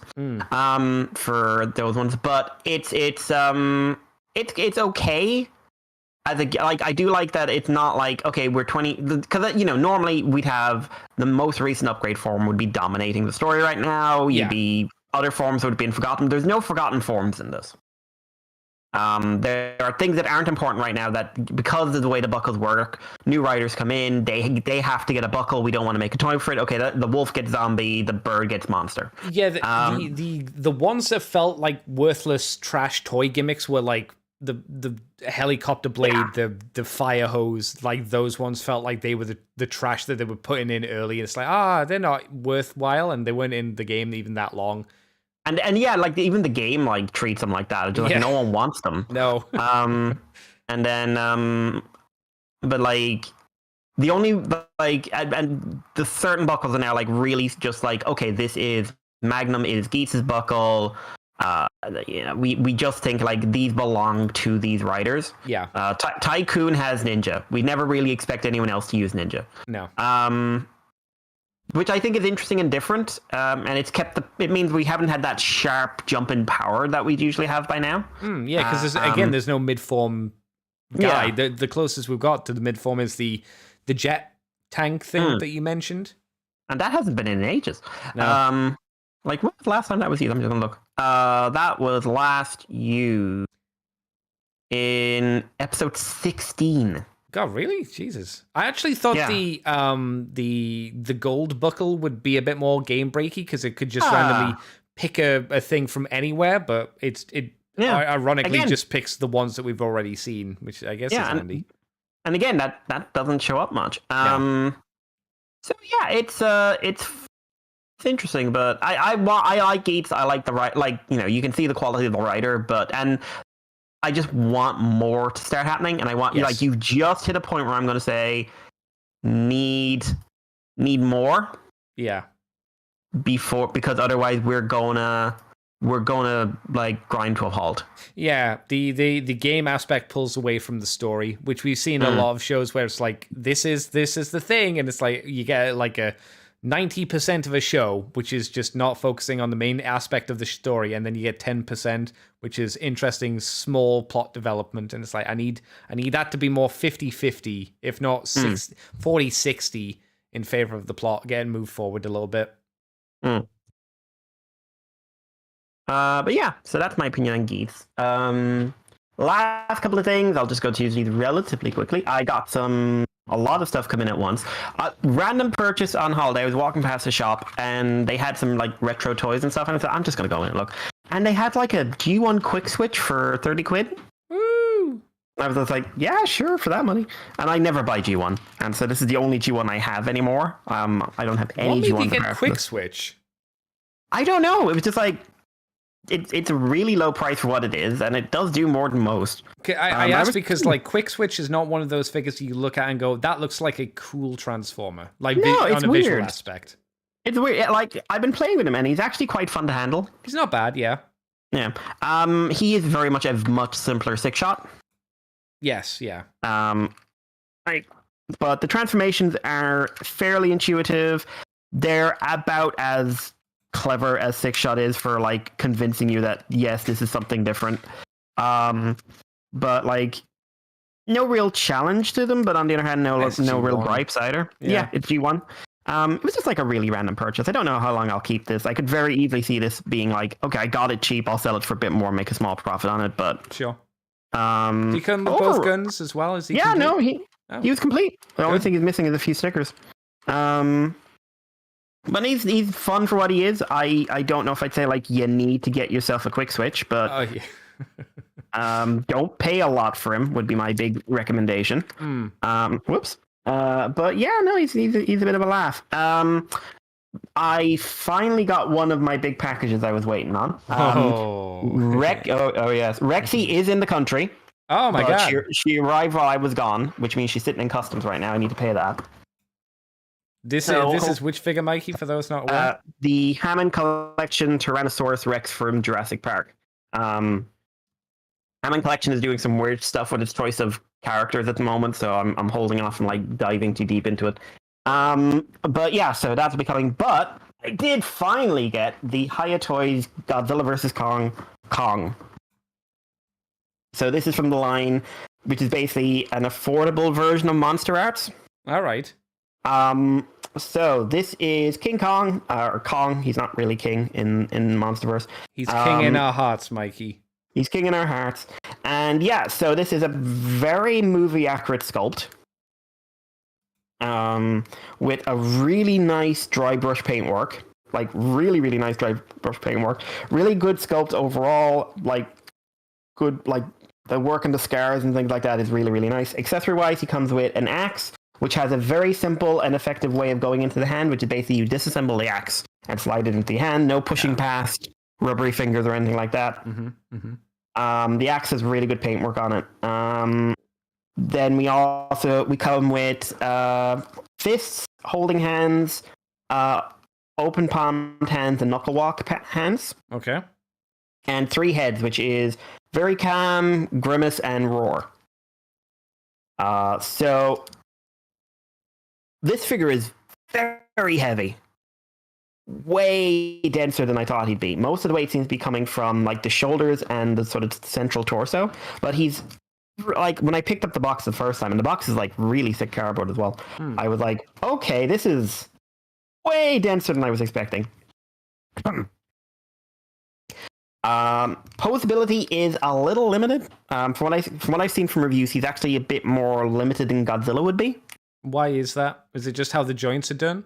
Yeah, it's the sculpt fighting the joints at times. So he can put his arms down to the side, but not fully. So they're always like a little bit akimbo. He has a double jointed elbow, but it's a little limited in the back movement. He's got double jointed knees. They're a little bit limited.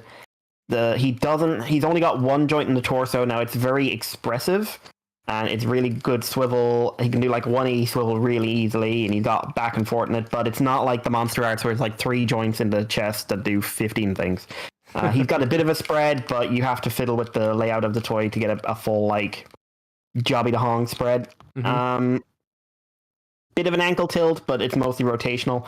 On their own, I would say the joints are a pretty limiting factor. In unison and in tandem, they work quite well. Okay. Like, there are some very clear limitations that you're not going to get if you go with, like, say, the Monster Arts version. But, like, he can't really use the knuckle walking hands. Oh. Like, Because he can't get into that kind of pose. Yeah. Yeah. Okay. But the other hands are all really functional, like, really good wrists. I love the wrists. Very simple ball joints, but they're very expressive. He gets into, like, all the Kong poses you would want. And each of the accessories feel very natural. And all the, like, he's very stable as well because of how heavy he is. So he's very good at holding a pose. He's very good at holding action poses or stoic poses and stuff like that. I really like him. Is he worth the money, would you say? Yeah. He is basically a better NECA. Like, he's a more accurate, higher quality version of a NECA figure, where the joints feel better, the paint feels better. He specifically doesn't hit the level of a Monster Arts, whereas I know Godzilla is supposed to be Monster Arts tier. But for the price you're paying, which is about half what you'd pay for the Monster Arts, I think you get a better figure. I just do. For the money you've invested in him, this is a better purchase. Unfortunately, he's going to be like hen's teeth to go from now to get now, unless you get a second run. But I would say if you're interested in Godzilla vs. Kong, look out for Godzilla, look out for this guy, and I don't think I'll try and get Rodan or Mothra because they're obviously going to be very, very different. But Mechagodzilla and King Ghidorah, I am definitely going to have an eye out for them. Yeah, I was going to ask if you're all in on the line. It sounds like you are, but only for specific characters. Yeah, like, just because, like, what I'd want from a Rodan, I'm not going to get from a Monsterverse style figure just because of the limitations of the design. Yeah, I mean, it's a bird, so you can't do too much with that. Like, I've got a really nice Monster Arts Rodan from Singular Point. I think it's a better figure than you're going to get for a Monsterverse. So the other thing I bought a couple of Voyagers. My god! Yep. I built Flame Toys Hot Rod Rodimus, really fun build, and I built Tajador, really fun build, great figures. Really recommend them if you're into either of those, but I won't. Well, I've got too many. I've got like a ton of kits from Christmas left to build, so. And I've got to stop looking at shopping sites and try and convince myself not to buy things I don't need. It happens, man. That's how you end up with shelves full of boxes. Yeah, you toy collector. That's what happens, bro. So, I got Lio Convoy, which was Lio Convoy on the price tag on Smith's. It's Leo Prime in the box, but it's Lio Convoy on the price tag. I found that interesting. And I got Tarn. I didn't. When did you get Tarn? I didn't think you'd got him. He showed up in my local Smith's this week, and I basically called down today and picked him up. Oh my god. So, we'll do Lio first. Lio caught me off guard a little bit. He's a very solid figure. I love the lion mode. Mm-hmm. People who say the lion face. Okay, so I have to say this. Many lions actually look like this. Take it from an expert. This is the face of a real lion. I don't think that makes it look good, though. No, but it does mean when I hear people complaining that it doesn't look realistic, it's just like, it does. It just looks... A lot of lions do not look noble and blocky. But as they have their testicles bitten by the females. Yeah. The only thing I really don't like is the length of the tail. The tail is really for robot mode more than anything else, so It's really short. It's really short. Like, it's hilariously short. He looks like a Manx. A Manx cat. But the basic lion mode looks really good. I love how they did the legs in this. So much better than the usual robot lion legs. Like your Lio convoys, your galleons. When you think about those transformations, this is way better. Okay. It's a fairly solid mode in lion mode. It's not too gappy or anything else. And you can bring in the main gimmicks and like add guns to him and stuff like that. Big problem I have, not very posable. He's got joints. His hind legs have a fair bit of movement in him, but the front legs just have elbows. Right. Needed wrist movement and a bit of a wrist rotation. The transformation was weird. It's a weird transformation, but it's very fun, in all honesty. It's got lots of steps you don't expect. How the chest, like there's an interesting thing to clean up the lion mode chest. How the fist form the bottom of the mane is really interesting. Even the legs do way more steps than I was expecting them to do. So I'm honestly way more impressed by the transformation than I was expecting to be. It's also intuitive enough, like it was easy enough to figure out. Okay. And yeah, like his robot mode looks great. Honestly, it looks like Lio Convoy with all that entails, but for the design they were going for, I think it looked great. He's kibbly, but hey, if you're going to do the cartoon model, that's what you're going to get. I still think that the in robot mode, the lion arms should have been able to be popped off. Yes, and in fact, they really could easily have been. Yes, I've seen the design. It's just the only thing that's holding them on is like, isn't it like at the back, like the bottom of the elbow? There's just like a red bit of plastic that juts outwards, and then it's ball pegged in, which is you could have just had that as a peg on the back of the robot arm, and I think it would have looked cleaner. And obviously the thing to do there was like, if you had a bit more freedom, reinvent the design a bit and make the lion arms the arms. Yeah. But hey, what we got here, like, there's some really fun stuff in the chest. There's a nice gear assemblage at the back, which has sculpted gears in it, actually. I'm looking at it. And yeah, just like you end up with a very posable, enjoyable robot mode. Not very limited, like a little bit of limitation in like getting around the lion mode kibble, but considering the design they were going with, I think it works. And like the things that don't look good about it, like the hanging off lion arms, like they look like goofy 1990s anime shit. Yeah. And like I like the gimmicks, like the flip out claws, and I like the Energon Matrix and all that. So I think it's weird that the extra guns are not they're not circle pegs. They're like rectangles. Yeah. That's a weird choice, right? They're rectangles for a port that you don't really use. Yeah. And it means that getting them into like the furry bits on the arms, you can only go in really one. Well, they can go in like hexagonal kind of directions, but not anywhere. It's not as easy as if it was just a peg. It's a weird design choice. Strange to me. It's strange to me. But like, I've got him in robot mode now, and it's just like that's a really good, well painted robot mode. Yeah. Like very little obvious clear plastic as well. I think if I'm looking at them now, I think some of the panel on the chest is clear plastic, but it's really well painted clear plastic. But apart from that, like he's really like this guy way more than I expected to. Taryn, on the other hand, I like a little less than I expected to. Oh. So I really like him. I do really like him. He looks like from the really nice looking robot mode. Okay, so Tarn, he feels lighter than Lio, like noticeably lighter. There's more parts forming in the transformation because you got the arm cannon, the fusion cannon is on a swivel thing that you take off. The transformation itself was not necessarily intuitive. I found myself looking at the instructions a lot more with Tarn than I did with Lio. I hear it's based more off of the one of the third party figures. People say that. I don't agree. Do you? I've seen that. Yeah, I know the one because it's the culture. It's the Mastermind Culture that people say that about. Okay. I don't agree. Okay. I honestly don't. I think that because like there's a couple of similar steps, but one that's a Voyager scale figure, or like it's a masterpiece. It's a third party Voyager scale figure rather. So obviously a little bit different what they can get away with. Sure. And the other thing for me is that sorry, I'm just messing with him. The choices here feel very different. They feel very uniquely like this is a Hasbro design. Which basically means like we're doing the best we can on a budget. To be blunt, call a spade a spade. And so like there was a bit of parts collision. I like how the arms work. The arms are one of my favorite bits, but it also has resulted in some occasionally loose joints. He doesn't feel as solid in any of his joints as Lio does.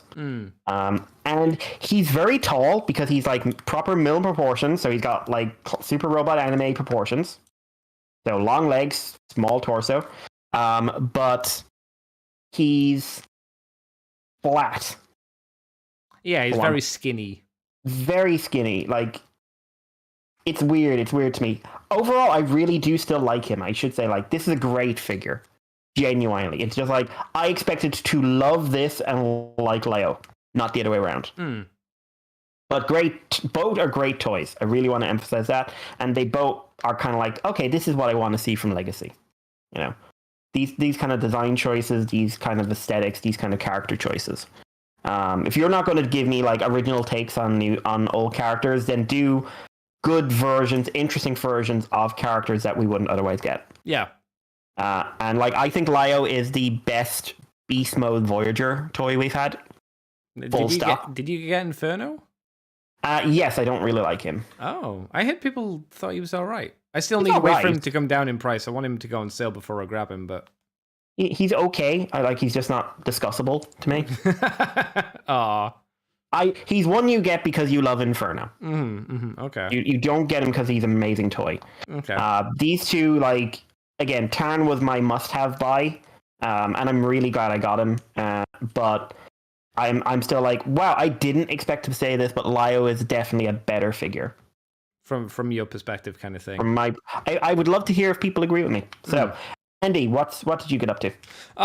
What did I get up to? Just the huge, as they say, in terms of Transformers. I got some Transformers. I got Breakdown and I got Tarn, because Mikey made me do it. Proven, factual. Yeah, okay, so I have been getting messages all week from you saying Mikey made me do it, and I believe you're insane. No, you forced me to do it. You said I went in and I got Lyle Convoy, and I went, oh, okay, yeah. Very cool. Yeah. He said would have got Tarn, but he wasn't there, and I was like, oh. So I should buy him, and you were like, no response. I was like, okay. I wasn't there. Yeah, it was a discussion I had in my own head. I admit. I went, oh well, if Mikey didn't get him, I should get him. Should I get him? I should get him. All right. Well, I guess I have to buy him. Thanks, Mikey. So I bought him. I am not responsible for your life choices. Yeah. You just need to accept the fact that it's your fault and then move on. And to bump it, because I got it from In Demand, and to get it up to 50 for the free postage, I thought, okay, well, we'll get Breakdown, and then I don't need to worry about like missing out on him. I've got Metasaur. The Stunticon's done and dusted. There's not much to say about Breakdown. He is a tighter version in terms of QC than Wild Rider, but he is definitely just Wild Rider with a shit weapon. I don't mind his pistol on its own. It looks a bit weird, just because it kind of goes up the forearm a little bit too much. But then, like, unless you put it in its axe mode, quote unquote axe mode, you just have a spoiler, because the spoiler doesn't go anywhere, and he can't hold the spoiler, and the spoiler doesn't peg into anywhere on the robot mode. So it's just literally a part forming piece that doesn't really go anywhere, just kind of floats. And the axe mode shit. It looks just bad. It was a terrible idea. It's nice that the gun stores underneath the car mode. That's kind of fun. So you don't actually have to see it if you don't want to, unlike the other Stunticon weapons, which have to be placed very visually on the car. But yeah, head sculpt's nice, but he's just a very slight retool for the most part. It's hard to really say too much about him. But I also got Tarn, as I said, because Mikey made me do it. I decided to pull the biceps off their mushroom peg joints at the elbow and tighten them up, because they were the one that holds his right hand one, the one where you place the fusion cannon, was not tight enough and would swing down. So I gooed them up, and they're obviously a lot better now. Excellent. There are definitely joints on him which are not like loose, but it's like Jahaxus. Jahaxus had tight-ish joints, but you feel it would be nice if they were tighter. Tarn has looser joints than that, but again, they're not to the point where he's flopping over, but it's still like, I wish they were tighter. And because most of those are like hips and knees, you're like, okay, well, I can do something to fix those. No, because they're like, most of them are all pinned, so you can't get to them to fix them. Yeah, there's a lot of pin joints on him. Yeah, I don't know why that was a choice. Obviously, I'm not a toy designer. I don't make the toys. I don't know why you make pin joints versus screws, or I don't know why that's a. Maybe it's the types of plastic you use or something. I don't know. I don't find it an issue that he's thin. I think the reason that he stands out more than most is because we're so used to like most Transformers having a crap ton of back kibble, a kind of beefs their chests out.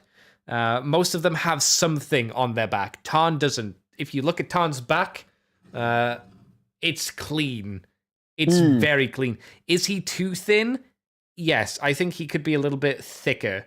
But I don't. I think it's only really egregious if you look at him from the side and you're like, he's too thin. If you look at him from any other angle, I don't find that to be an issue. Like I say, the joint tolerances could be a little bit better. I don't transform Transformers anymore without using the instruction first time round, because I don't want to break the figures. I'm too scared to waste and burn money in my hands, so I always look at the instructions. I thought the transformation scheme was interesting. I like how the treads work, but you're not wrong. There is a little bit of bumping and boinking of parts going into each other. Just getting the front part of the tank mode up, which is his chest, up. The fact that it doesn't tell you, but you really have to turn his head around. Like, it doesn't say that in the instruction, but if you want the tank mode to be smoother and work better, you have to turn his head around backwards when you're putting it into his, the back of him, when you're flipping that joint down. Yeah, I noticed that. Yeah, I don't know why it doesn't tell you that in the instructions, but it's weird. I wish the forearms clicked or pegged into position a little bit better when they're in robot mode, and when you switch them around to vehicle mode and you kind of get them from one side all the way to the other. I wish there was a bit more of a click there just to hold them into place. The evolution fusion gimmick, where you just kind of plug the two guns together, is better than the axe. It's fine. Evo fusion, bitch. Yeah, it's woo. It's a gimmick. Yeah, I keep touting it on the packaging. They literally tout it. I felt so sorry for them during the live streams lately. It's just like, Our Evo fusion gimmick. We can there. plug this to here and you go, oh no, guys, It's I'm a sorry. gimmick. Is it? Okay. Mm. But no, I really like Tarn. I was obviously he's more expensive than I'd like him to be, but I got him for the Voyager price, which is about £30. And I didn't feel gypped, I think, which was quite nice. I bought him and I have enjoyed him, and I don't feel gypped by him. He looks good. Not an issue with him, but I think an issue with Hasbro's. Do I believe the rest of the DJD will be made? Probably not. Because I think it's hard to justify doing them. I would be surprised. You're not going to get Vox because he turns into a gun, and at deluxe scale, unless they do him a core scale, no one can wield him. I don't think you can do Kaon at deluxe scale and have him just turn into a chair, unless he's like what do you call him? Mega chair. Well, I was thinking, unless you do as a HasLab thing, you do the DJD as a HasLab thing. That's very much a fuck you, because it would be Tarn, who you have to buy normally, and then the other 4. Or 4 and Nickel, but I don't give a shit about Nickel as this exclusive. And Tessera and the Helix, I think they're called. They would have to be leader, and again, I don't see them dedicating 2 leader figures to things people have never fucking heard of. Yeah, I don't think that's happening. People have always said it's the alt mode, and it's like, nah, they could get around that. They could. It's just that it's mainly they're taking up a leader slot for characters that justifiably might not sell. Oh, but Skyquake doesn't sell. Skyquake was in a cartoon. People have seen him. Like, there's a big disparity between comic and cartoon. Yep. And you don't want to admit it, but it is there. Yeah, like, otherwise, where are all of the other IDW characters that we have not got, or the design, like for the designs of G1 characters to be done into the IDW ones? That still works because it's still that's Skids. IDW Skids is still Skids. G1 people won't care that much. It's just it's the IDW version. Okay, whatever, I'll buy it. Throwing in someone like Farmer. Anyone like that? Oh my god, the therapist. You're probably not gonna get them. You might get them as a random thing. I think that's why Tarn was so surprising, because they made him, and he's a unique mold, and the only thing you can really do him into is Bludgeon, is what people are suggesting. And then it's like, fuck you, Bludgeon, you don't get a unique mold, which is interesting. Bludgeon doesn't win. That's Bludgeon's fate in life. He doesn't win. No, it's true. It's like Skyquake. Skyquake doesn't win because he doesn't get his own unique mold. He has to be Prime-ish Skyquake. And then you might get a repaint. Maybe. Well, fucking better. It'd be great if it had a new head as well, but if it goes to the Buzzworthy, you never know. But I don't think we've had a leader. Well, maybe we have. I can't remember if we've had a leader in Buzzworthy. Regardless, the only other thing I got done this week was I finally finished my scenery. I got the base done. I got the back done, glued that on, glued the extra bits onto the back, and got the one side wall done. So theoretically, I am up and ready to start filming. I just need to find time and the inclination. I put up a poll on Twitter to see, like, what would people prefer to see me do a review on, an old G1 figure or Tarn, or a modern figure like Tarn. I was like, there's no way they'll say Tarn, because every fucker under the sun who has a camera, who has a YouTube channel, is doing a Tarn video. Yes. They voted Tarn. I was like, oh, okay. Huh. I was shocked. I was like, okay. But you've seen Prime versus Prime's review, right? Or Bolt Matrix, or Pure. Millions of people who've already done that. Yeah, but I don't know. Stop being original. Follow the trend. See, I don't know if it's just a thing because I like, I'm a viewer. I'm like, I like Tarn. I'll suggest Tarn, but I won't watch a new video on Tarn because I've already seen it. But I like Tarn, so I'll say Tarn. Is it that, or were people interested enough to watch a Tarn video again? I don't know. It's interesting. Follow the trend. I don't know. We'll see. Apart from that, just been streaming as per usual. As we do. We're doing Koromon at the moment, which is better Pokemon, I would say. Yeah, I saw you were doing that. I was a little surprised. Why? It's a bit random. Yeah, I've decided to start looking a lot more heavily into indie games. And I thought, well, I haven't played a Pokemon in a long time. This looks more interesting than that from the sprite perspective. And I went, oh, well, fuck it. Yeah, it's pretty fun. What's actually the difference? I don't know. I saw trailers for it, and that just looks like a Pokemon game. Yeah, I mean, I don't know what to tell you. It feels like a Pokemon game. There's some interesting aspects where, like, the little bug Pokemon that you get, you can evolve it very quickly by doing an attack buff move 6 times in a row. So some Coromon have, like, you can level it up and go through the normal process, or you can go through a very specific, unique process to just level it up. There's a ghost cat, and if you feed it a specific treat, it lowers the level cap for what it would take to level up at. So its first evolution is like level 40 or something. It's stupid high for a second form evolution. So every time you level it, you can give it one treat. So instead of 46, let's say, you feed it one treat at level 2, it'll bring it down to 45. At level 3, you can bring it down to 44, etc., etc. And you can do that again for its third form as well. And then there's some other ones, which is like, if you go to the desert, if you take a snake there and you pass out from exhaustion, your snake will evolve for some reason. Oh, so so basically, like, does it like eat your corpse, or? I don't know. I can only imagine. So yeah, stuff like that. You're not a child either. It seems like you're an adult who is left home to have a job at a research facility. You called a battle researcher, but it's just a Pokemon trainer. I don't know why they call it a battle researcher when every fucker in the researching one. Yeah, I don't know. You don't get potions or anything. They're cakes, so you feed your little Coromon cakes. I'm trying to think, like, because I don't know Pokemon that well as a game. I don't feel I can, like, expertly say this is the unique thing. This is the unique thing about this. It's different here and there and there and there. And I don't feel I'm in far enough into the game either to give a good rundown. But I will say visually, I like it. I don't think any of the Coromon I've seen have been outright like, that looks like shit, which I feel like is most of what I think about current Pokemon. I look at most of the roster and go, I don't like that. I don't like that. I don't like that. I don't like that. Oh, that's okay. You know, a lot of the Coromon ones, I'm like, oh yeah, I like the design here. It's neat. I just wish there were more, because for the initial game at the moment, there's 114 Coromon.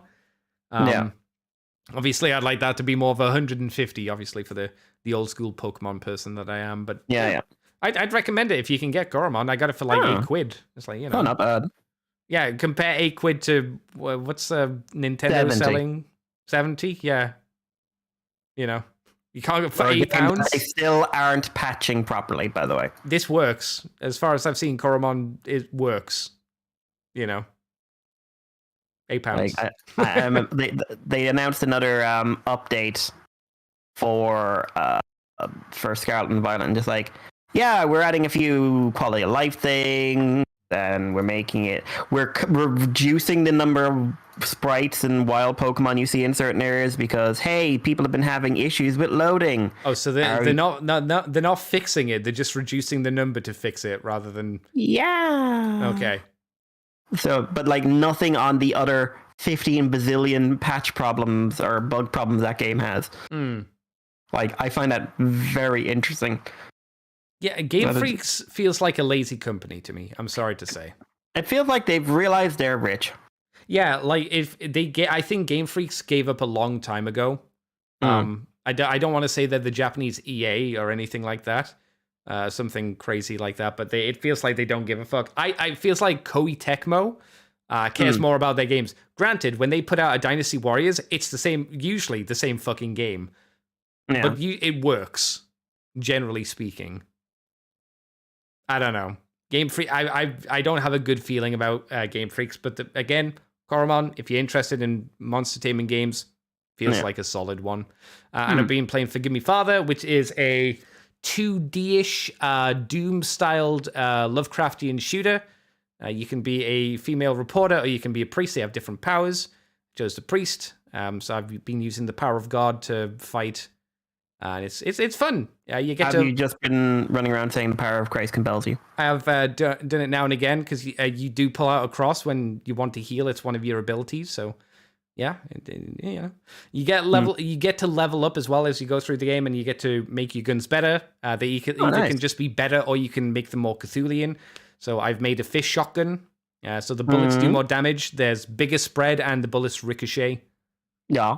And it's fun to scream fish shotgun as you jam your barrel in the face of someone and explode them. It's quite good. Again, got it cheap. Indie games, you got to shift through some bad ones, obviously. But if you find a good one, you can get them really good indie games. Yeah, they're definitely worthwhile. Feels like there's a lot more effort and creativity in that at the moment than a lot of the big AAA titles where it's just feels like the same stuff you're getting and the same kind of problems again and again.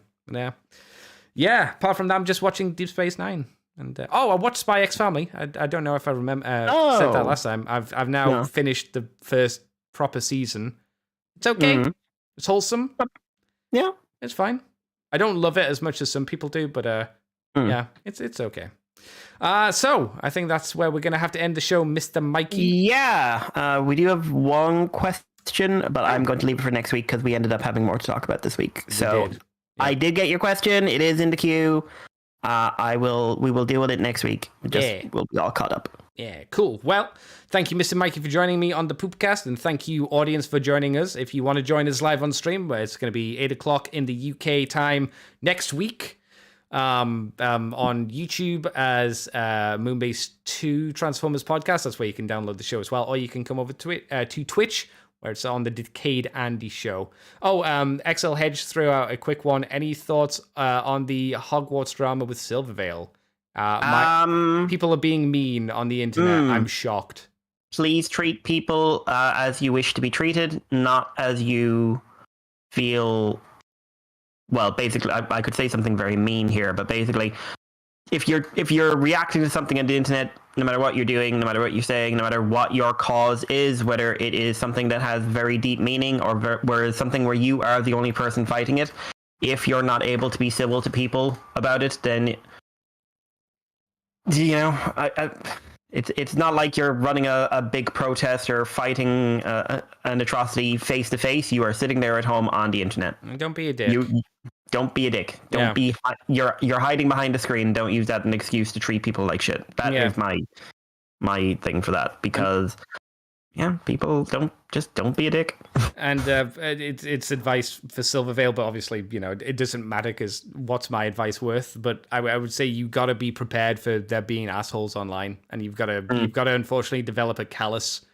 And it seems to have gone to an unexpected extreme for this. To be fair, after the reaction I've seen to this game, I wouldn't say it was unexpected, in all honesty. I think it was the fact that it was that people didn't know that Twitch filtered the word trans. Yeah, the bot. Yeah. Which then everyone assumed it was her, and then it went completely out of control, because as putting aside how you feel about Hogwarts Legacy, whether you think people playing it are ultimately supporting very, very bad ideas, or are ultimately the game can't be held responsible for the very, very bad ideas of the person who made it. Whichever side of the fence you fall on, I think it was the fact that that mod element was the tinderbox for this to get really bad, because it seems to have gone it was always going to be bad, but it the worst people involved saw an opportunity to bite, and they did. Yeah, and it was one of those things where it's a bot. It's people a bot that decide. I don't know why it decided to randomly do it, but sometimes that's how. Well, it's work. Basically it's a safety net. The Twitch doesn't want to be sued for someone calling someone gay or trans. Or whatever, see, I wasn't sure if it was a bot that she had set up herself, or if it was a Twitch. It's a Twitch dedicated one. Twitch's standard mod bot is something that says, you said the word gay or trans, your post is either going to be modded or blocked. Okay. And basically, you can turn it on or turn it off, but it's once you have it on for modding, which you kind of need. Oh god, you definitely need it on. You need some kind of mod bot on. Jesus. Yeah. It's just unavoidable. And so hey, most people didn't know that, and most people are reactionary, so they saw that and they went blech. And like I said, the worst people involved in an argument basically saw an opportunity to strike, and they did. Yep. Yeah, it's the same people who wouldn't look you in the eyes and face to face, because hey, I've met those people face to face, and they don't want to look you in the eyes. They want to keep their head down, but Shitty people be shitty. That's the general opinion. Don't be shitty. Okay. And again, this is like, we're not commenting on any of the actual drama involved. No, because I don't think either of us are qualified. But I don't really care, to be honest. Yeah, exactly. I haven't enjoyed Harry Potter since probably the 4th movie, and that's kind of when I grew out of Harry Potter. He says while playing with transforming toys. So as someone who liked the books, I'm just going to say I always thought the movies were pretty bad from the get-go, to be honest. Yeah. I never liked any of the movies. I mean, they would, they were a thing. I wouldn't say I liked them either, but again, it's just a fandom that it's like Pokemon. I don't really like Pokemon that much. I don't really like Harry Potter that much. Loads of people do. Yeah. I don't really care. Like ironically, the drama itself has made the game more successful and more socially relevant than it was ever going to be if you hadn't said 2 words about it. Way more. It's hilarious. It's hilarious how popular that game is. Yep. And I don't think ever. I don't think the game looks that good. I think it looks like kind of people like it well enough, I suppose. It looks to me like AAA kind of generic-y kind of game. It looks fine. It's not my kind of thing. It doesn't look fun for me thing. Like, I don't think the story looks deep, but like I said, that's why I say it looks like a generic AAA kind of title. It's like, if they like it, fine. It's just not a game I would want to play again because I don't care about Harry Potter. So why would I play it? But it would be like them saying, I don't think Fall of Cybertron looks very good. It's like, well, you're not invested in Transformers, and it is an older game, so fair enough. I can see why you wouldn't be interested in that, but I would much prefer to play Fall of Cybertron again than it would be to play Harry Pooper, personally, or Hogwarts, as I should say. But yeah, there you go. So, Mikey, where can people find you on the internet if you want them to? Twitter is Irish Paleo, and you can contact us on the Moonbase 2 and send your emails and questions to the moonbase2@gmail.com. Like I said, we've got some waiting. I will get to them next week when we got a bit more time. But we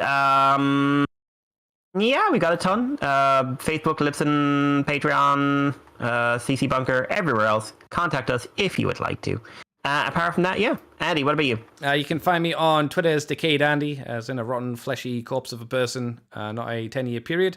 I'm on YouTube, as mentioned, Decayed Andy. Twitch as Decayed Andy. As Mikey said, you can find the Moonbase 2 on Twitter, iTunes, Libsyn, Facebook, YouTube, as mentioned.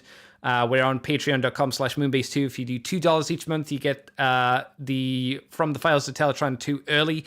I need to put up the free version of that for this month, which is me and Paul talking about Heart of Darkness, a one-shot Ghost Rider comic from the early 90s. Oh, wow. Oh, yes. And you can get Moonbase Woo Woo when I get around to doing another episode of me talking about Stargate, because we're close to the end. Squawk Box, I've got a couple of those lined up. I need to sit down and actually record them, but in the next couple of weeks, I will have those recorded. Also, the last of the IDW retrospectives and discussion video podcast, that'll be recorded in the next month. Oh my God. So. I thought that was over. You haven't done one of those for ages. No, well, I haven't been around for ages. Oh my God. One more left, one more to go. And that is me saying goodbye to IDW. Oh man.